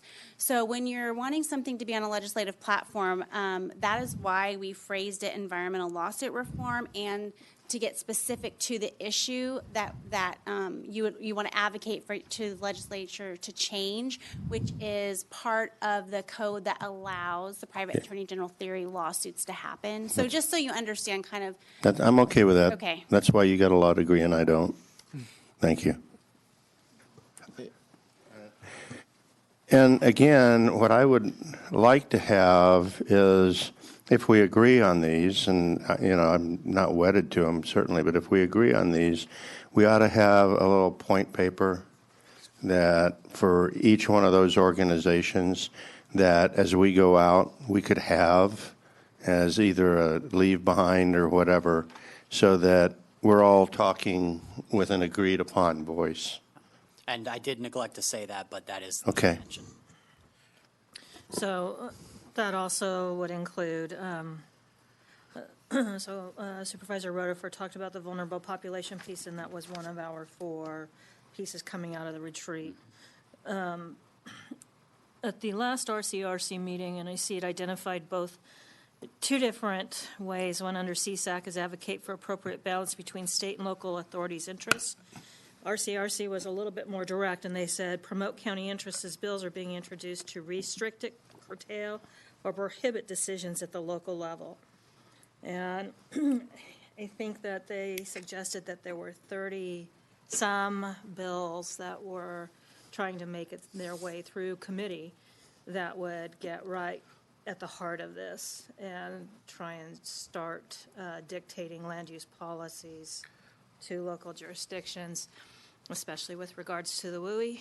And I would say I can think of probably 4 of our 5 districts are all identified as being in the WUI. So I think all of them are. Jamestown was the only one that I was thinking might not be. Yeah, but Columbia is. Columbia is. I stand corrected, all 5 of them. This is going to be a really important piece, and so having those bullet points that we can speak to. I know when I'm at RCRC next week, this is going to be on the agenda, and I think it's going to be very helpful if we're carrying a message that is from the entire board. Supervisor Rutherford. So one of the things we do need to do when we create those summary sheets is, having been the legislative analyst in the past and working with our state and federal legislators, when we sit down and go through our legislative platform, you've heard me say they don't want to see anything really big, but they are looking for specific items, and you guys know this from working with them.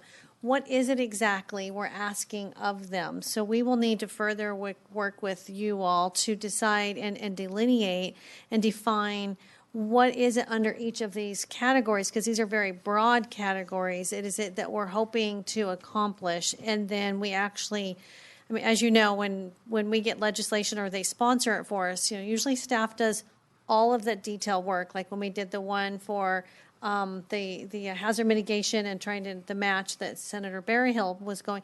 We provided him with everything. We gave him the statute, the legislative language. We give him everything, and then his staff writes it up. So my point being, we have to be very clear, and we really have to hone in on what exactly under each of these topics do we want to accomplish. Okay, and I would offer that those might look differently depending on whether you're talking at NACO or whether you're talking at CSAC or whether you're talking at RCRC. So what I would offer is that once we agree on whatever the 3 to 5 or whatever the number is, that the appropriate staff analyst or whatever position they're sitting in, and the representative to each one of those organizations from the board sit down and work out the language on those, and then we can bring them back, and the whole board can agree on whether that's what we really, whether those are the specifics that we're really wanting to get out of those organizations or not. Does that help? Is that helpful? Yeah, you can do that. Okay. What's the timeline on this to have to get it to our legislators? It's very quick. I mean, they'll all go into session and start. They will all do, what we say, about 20 or so a piece. If we want to be included in any of those that they will be doing, we need to get to them fairly quickly. Yeah. From NACO's perspective, I just came back from the ledge platform, the ledge meeting, so they're already meeting with congressmen and everything. We're probably out the door, but we're in the formative stages of policy statement determinations and those kinds of things at NACO, and that will get finalized in July at their annual meeting. For CSAC and RCRC, Sherry can correct me if I'm wrong on RCRC, but we're working for towards a ledge conference. Help me out. April, end of April. April, Yep. that's right. Late April. Yep. Yeah, late end of April. Yep. So, it's not, all of these go in cycles, so, and we'll be updating ours as we go too. Mr. Chair, I have a question. So how specific do we get with these platforms? I mean, do we want to compile a wish list of projects that we can then present, or is it not quite that level of? No, it's more it's more at a policy level than a project level kind of thing. But you have to be specific enough that we want state support for priority funding to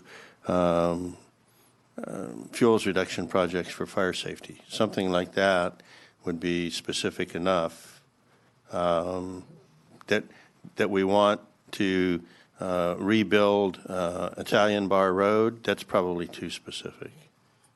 We want to get a bill passed that helps our position. Exactly. And that's the information that Tracy was talking about, to get to the legislators, that all that information, because they don't want to work to do it. They want us to do the work.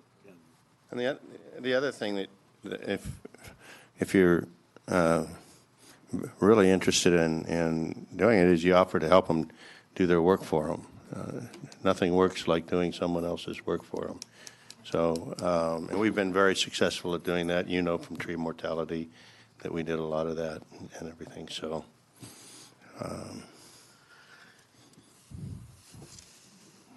okay. So I'm trying to read back to our agenda item here and find out what it is we're trying to do, for sure. Pardon me? Okay. We want you to narrow that down. So we were looking at 3 to 5 state, 3 to 5 federal. So essentially what we'd originally had requested, that each board member would come up with 1 state and 1 federal item at most. And then, of course, you would all then agree on what those are. You kind of have gone down that road already. But we're trying to narrow it so we can actually be effective. So the list that Carl has read off there, that's a pretty narrow list. Yeah, and that's good. yeah, I think it. Go ahead. Well, you can read it or I can read it. Well, I just want to make sure we're clear so you can tell me if Okay. you're not right. So I had broadband infrastructure, road and bridges infrastructure, forest health and wildfire mitigation, homelessness and addiction, also known as vulnerable population, and the environmental lawsuit reform. Yeah, you got them. Okay. And then, so the next, if we approve those, then the next step would be to do those papers for the various organizations, and then we can bring them back. I'm not, I would feel more comfortable authorizing the chair to sign after we have those papers put together. That way everybody gets to vote on the language of them and everything. So And understanding that while we're doing this, it's very fluid. When opportunities come up, our bills are exactly. nearing a completion, we're going to be engaging. So, there are a couple pieces that we didn't elevate, but I know this board is very, very interested in being there, being involved. And the ones that we really want the most help with is things that either get us enabling legislation or other people's money. Yeah, money at the top. Money. Okay, other people's money and enabling legislation. Okay, is that enough for staff? No, we'll bring it back when we get the papers done. Are we good, everybody? Okay. Pardon me? Public comment? Come on up. You're so easy to forget. Yes, so, especially today. Well, I think it's jet lag on my part. It's not you. Okay. I guess I would look at things a little differently, but I don't have your viewpoint. So some of these things are going to happen no matter what you say. And I'm looking at the things that might not happen if you don't say anything. So I look at what is ravaging our community, and it's the issue of homelessness and the drug trade. And, we really haven't had large discussions in this forum about what the opioid crisis is doing to our community. And I don't know that we're getting a lot of money to deal with those, and that's what we need money to help with, because that's impacting everybody, law enforcement, you, me, city, county, the Forest Service, And I liked your thing about the, I think it was Anaya that said funding mandated programs, because that affects everybody, and that has a huge impact on our school districts. So I think we should be doing a countywide collective speaking our outrage at the amount of money we have to spend that we don't have for some of those things. And then I think our solid waste is a big issue, and I think we need to look into how can we get funding to convert our solid waste into energy and burning it, and we're going to need money for that. And as I've said many times, waste management is not helping us. I don't know how I forgot solid waste, but that is going to be a really big problem everywhere. So I don't know if we put that somewhere in infrastructure and include it in there, but we do need to address, I think, solid waste to energy. Number 6. Pardon me? You could just add a number 6 on there. Okay. We could have, considering what we've had in the past, as you all know. This is much cleaner. It's much smaller, yes. Okay. Do I have consensus from the board to add? And just kind of what Carol mentioned, though, like for instance, the vulnerable population. I feel like it's such a huge state issue right now that kind of like what she said, not to go against her meaning, but I feel like that's going to come up no matter what. So I'm not saying knock it from the list, but at the same time, I'm saying maybe we should bump that down a little bit. It's here on the list, on our list. True. I think what we're seeing right now is literally, from what I'm getting at the national and state level, and it's both national and state level, is we're seeing the tip of the iceberg. Okay. We don't even know how bad a problem we've got. And so, I would vote to leave it on there. Okay. And just go to six items. Can I just, Honestly, if I was going to take one off, it would be the environmental lawsuit one, only because I think that's an impossible hill to climb, but it's a very important hill to try and climb, so. Are we good? Tracy had some. I just wanted to clarify that these are not in any specific order. That's the way I look at these, that these are just the areas that we should be focusing on when we're looking at potential legislation or any opportunity we have to help move something forward or to even get it written. Yeah, in my mind, these are things that we can't do on our own, that we need help from either the state or the feds or both on. Or that we've weighed into, and when there's a time urgency, we have all agreed, and the chair signs a letter. Okay. I believe. To what? Yeah, I was going to go to that. I was trying to figure out what agenda item it is. 15 is 15. reports. Read reports. Thing to report. Okay. I'm going to go this way. CAO. So a couple of things. You will see in front of you these brightly colored laminated cards. Our Alicia made these for us at the request of Supervisor Kirk.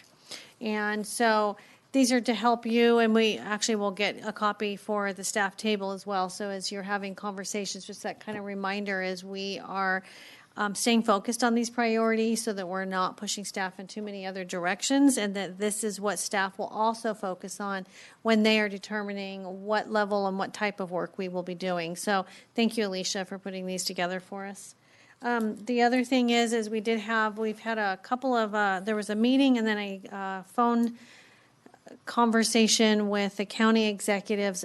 So as I don't know if I've mentioned this, there's a group from the State County Executive Association where there are 2 from the northern, 2 from the central, and 2 from the southern. And so Tuolumne County is one of those participants, and we are putting together, and it's all about wildfire, and how do we work together, how do we advocate for our needs. So right now we're working on policy statements, what is our purpose, what are our goals. So I'll be bringing some updates as we work through that, and that will be presented and discussed at the CSAC Legislative Conference at the end of April. And then finally, as we talk about employee development, we actually have 2 county executive staff or administrative staff who are currently right now in lead, and they are spending a week there, and it's all about leadership. And so far it seems to be that they're having a good time, but they're having long days. They start as early as 7 in the morning and they go as 8 to 10 o'clock at night. So there's very little free time, and it's 8 days in length. When they get back, we will have them provide an update to your board as to what they gain from that. And we have other staff who will be attending, and we also have department heads who are looking at what I attended. So LEAD is 8 days. The Senior Executive Institute that I went to last year is 14 days. So it's much more intensive.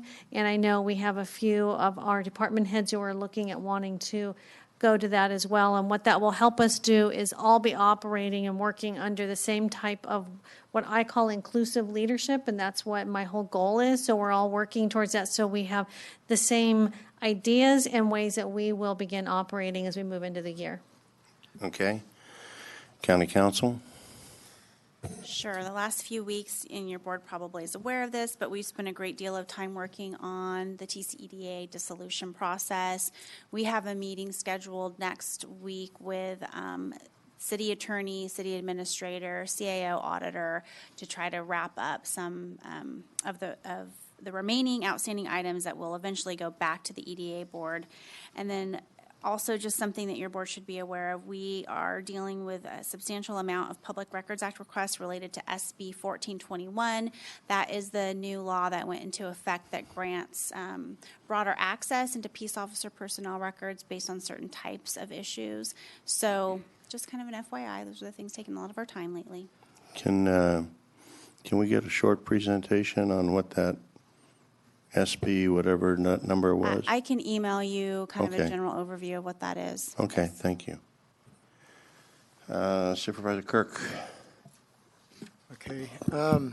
Being that my district's highest up on the mountain, obviously these slow snows were kicking that district's butt for the last month. So my emails were blowing up, my phone was blowing up. One thing I discovered is that when we get these low snows, our road crews go from 300 miles to 900 miles of plowing.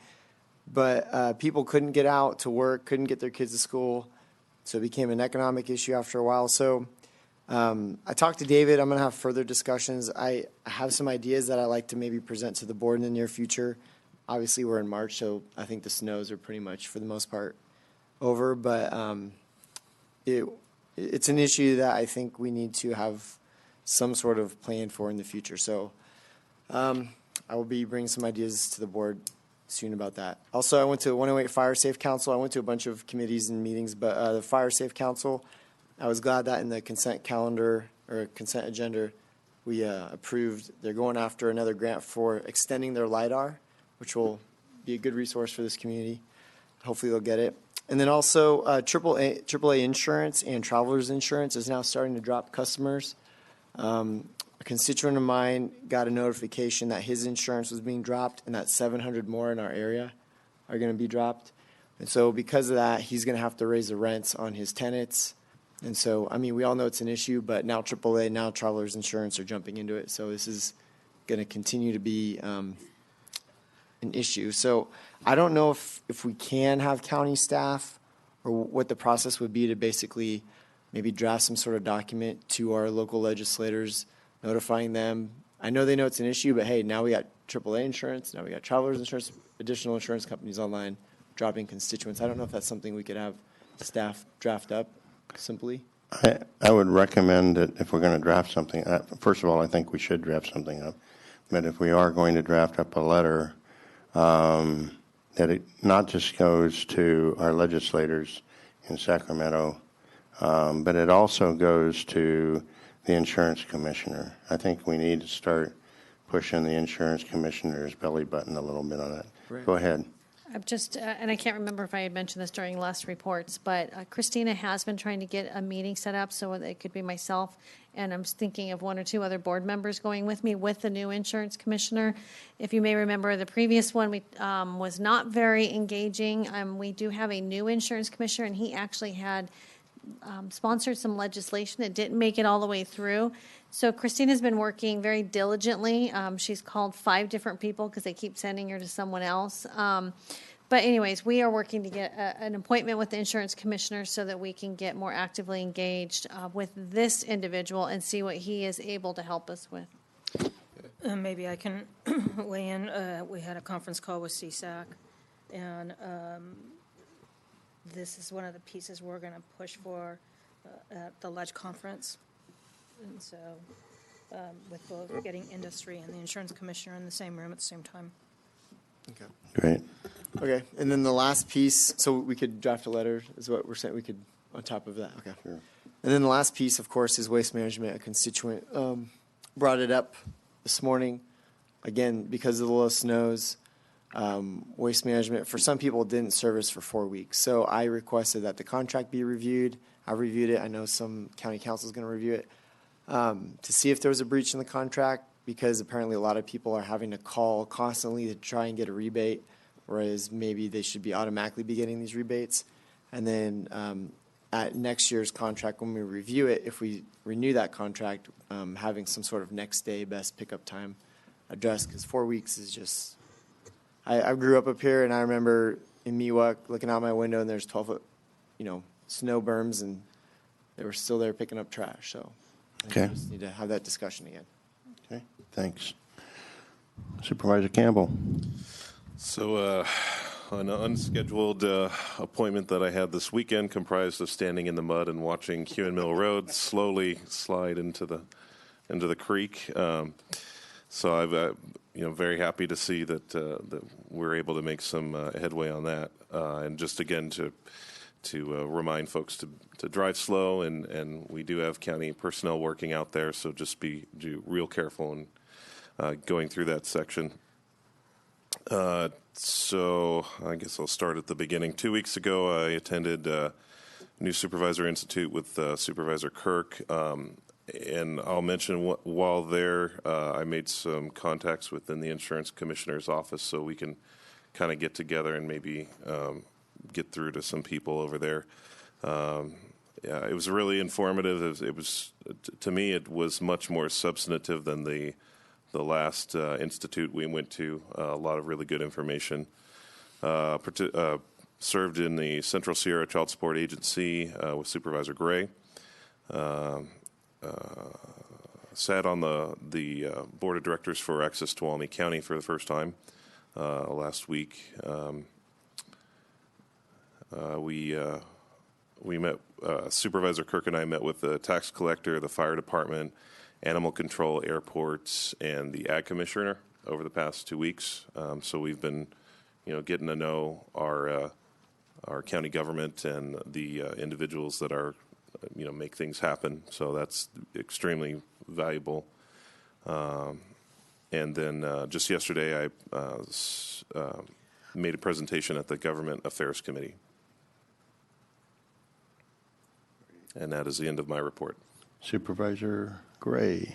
Okay, of significance other than the normal duties, we had our staff senior staff members attended a meeting in Groveland with the Groveland Community Service District on their workshop for their on a fire study. I think it was well received. That county staff did take the time to show up, and I'm looking forward to some possibly good cooperation if everything works well. So that's my report. Okay. Vice Chair Brennan. So on the 21st, I met with RCRC leadership down in the valley, and we had a really good meeting and update on they're doing a tremendous amount of work on trying to find some opportunities for this biomass, and we'll be following up on that. On the 22nd, we had a young lady that came and spoke under public comment who worked on a benefit for our veterans and doing the memorial out at Tuolumne, and I went to her benefit, and she did an amazing job. It was an amazing event. It was very well organized, and I'll tell you what, when we see seniors like this out in the community doing these kinds of projects, I have tremendous confidence in the next generation, and they're all around us. On the 26th, we had a Natural Resource Committee meeting. There was some conversation about the two pillars within DRC, and much like we have talked here about the timelines concern, we will be having a presentation from staff of SNC will be at the next Natural Resource meeting. But I followed up with a conference call to Ms. Avery, who's the executive director of SNC, and think that we need to spend some time and start looking at what this county is going to do in terms of outreach to our federal legislators, and start laying out the case and our concerns for these pillars being completed in the time frame that we have left. And there wasn't a strong objection to us initiating that. On the 26th, I also met with some constituents on the homeless issue, and I want to say again, this is a much broader topic. We talk about drug abuse, alcohol abuse, mental illness, and I think that at some point in the future it would benefit us to have some kind of a conversation, public conversation about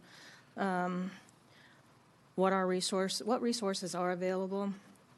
We can kind of try and formulate this. I'm not saying necessarily at a board meeting, might be another evening, but our public doesn't understand, number one, what resources we do have available, and then what opportunities our staff, what we're going after. And so I think we need to do a better job of getting some information out there.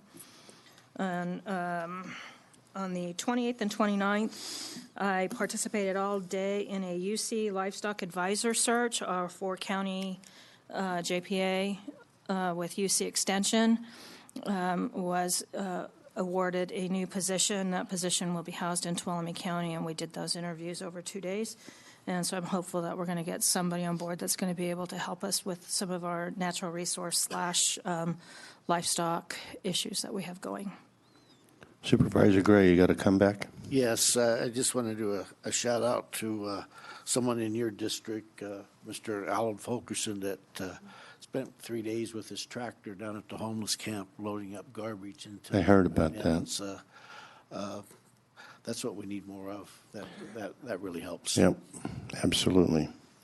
Okay, so a couple weeks ago, I sat in on the Economic Development Authority board meeting as the alternate, and we did vote to dissolve the EDA JPA, and we directed staff to negotiate a separation with Mr. Cope. On Friday of that week, I, along with several staff people, and I think Supervisor Brennan was there as well, I can't remember, but we did meet with, and also Mr. Pattison from the general manager at TUD, met with Rocky Deal, who was in town. My wife used to call those a drive-by. he just happened to be in town and very graciously gave us 2 hours, maybe 2.5 hours of his time. Rocky is the chief of staff for Congressman McClintock. So we did have an opportunity, and that's what kind of ties into what we were talking about, our state and federal priorities and everything. It's really nice to have those things well in hand, because you never know when you get an opportunity to talk to somebody that has a tremendous amount of influence over a lawmaker. So I appreciate the opportunity that Rocky gave us to meet with him. And then last week I went to Washington, D.C., left town Thursday night and got in just in time for the board meeting today. And for the NACO legislative conference, I already talked in some detail about the major issues that they're struggling with, and I will tell you this, I get refreshed every time I go to a NACO conference. I really believe that if this nation was run by local government, it would be a far, far better operation. And it also reinforced my view, strongly reinforced my view, that at the local level, issues are not red and blue issues. Issues really, to the extent that we disagree, that most of the disagreement is between urban and rural. The issues just are different, and I've lived in both of them, and I will tell you that I had a different perspective when I lived in the city than I do now that I live in the country. It's just, and what that argues for is no one-size-fits-all solutions. Let local government, give them as much flexibility and as much resources as possible, and I think they'll do the best job of running our government. I do want to take this opportunity. I wanted to talk to all my contemporaries about this ahead of time, and then I started having Brown Act implication thoughts. So I find it desirable, if not necessary, to make some changes in our board assignments. So I'd like to put those out there. If there's any real serious disagreement, we can certainly belay this until we can have a discussion on it. But we've been dancing around very effectively, I might add, but we've been dancing around the Brown Act because our Water Policy Committee, ACWA, has moved, which is the Association of County Water Agencies, or California Water Agencies, has moved very much into what they're calling headwaters management, which is really starting to get very fuzzy, not just on the edges, but in the middle, with natural resources issues. And so we've had a situation where we've really had 3 supervisors doing a very delicate dance to not have a Brown Act violation, because we had 2 on one and a different 2 on the other. So I am asking the indulgence of my fellow board members. I am proposing to take Anaya Kirk, who is presently a member of the Natural Resources, and move him to an alternate, and I will take the second seat on Natural Resources, and that'll make, and then I will do the same thing on the Water Policy Committee. I'll move Sherry onto the Water Policy Committee, and I'm going to move Ryan, who is currently on it, to the alternate on that. And that will keep us a little bit cleaner on Brown Act issues.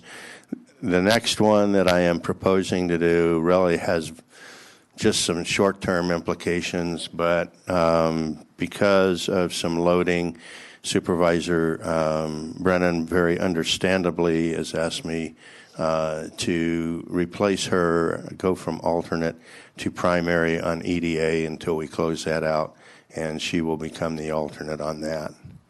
And then we already, I believe, had changed, although I had not formally announced it, Supervisor Brennan going from primary to alternate, and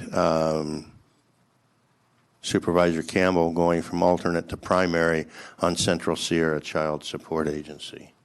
Okay, so, and then I'm adding 3 more just because we found out about them. But under Rural County Representatives of California, there are 3 other JPAs, and all I'm doing is making Supervisor Brennan the primary and me the alternate on all 3 of them. But for the public's information, it's Mountain Counties Air Basin Control Council, Golden State Finance Authority, and Environmental Services Joint Powers Authority. It really doesn't change the workload associated with it. It just, those are separate jurisdictional entities. And so... No, I get an extra day up in Sacramento next week. Okay, well, good for you. And then the rest of these are kind of like balancing out. I put, I think I had Supervisor Kirk as the alternate on the GAC. I'm proposing to change that alternate to Supervisor Campbell. And then because of the changes on the Water Policy Committee, Mountain Counties Water Resource Association, and the forestry management associated with that, take me to an alternate and put Sherry on as the primary. That's because they're going to be doing a lot of that headwaters management, and that would free up Supervisor Campbell from being the alternate on that. And then I don't know why I didn't think about this, but I put me as the primary on the Farm Bureau, and I left Supervisor Gray as the alternate. I just took Supervisor Brennan off of the Farm Bureau. She has a family conflict since her husband's on the Farm Bureau. So I apologize for all of those changes. If any of the supervisors have a heartburn with that, please see me, and I'll be glad to work with you on any of those. And I will get you a list of these. I thought I printed it out, but I couldn't find it this morning when I got home. Supervisor Rutherford, just for the Brown Act purposes and to be clear, can we just put this on the next agenda so that all, that Okay, we'll spreadsheet put is- that on the agenda. Okay. And you can all come stab me if you don't like it in the interim, and we'll approve it at the next meeting. Is that good? Okay, thank you. Anybody else? Okay. With that, I believe our work here is done for the day. So the Tuolumne County Board of Supervisors meeting is adjourned. Better than 4 o'clock.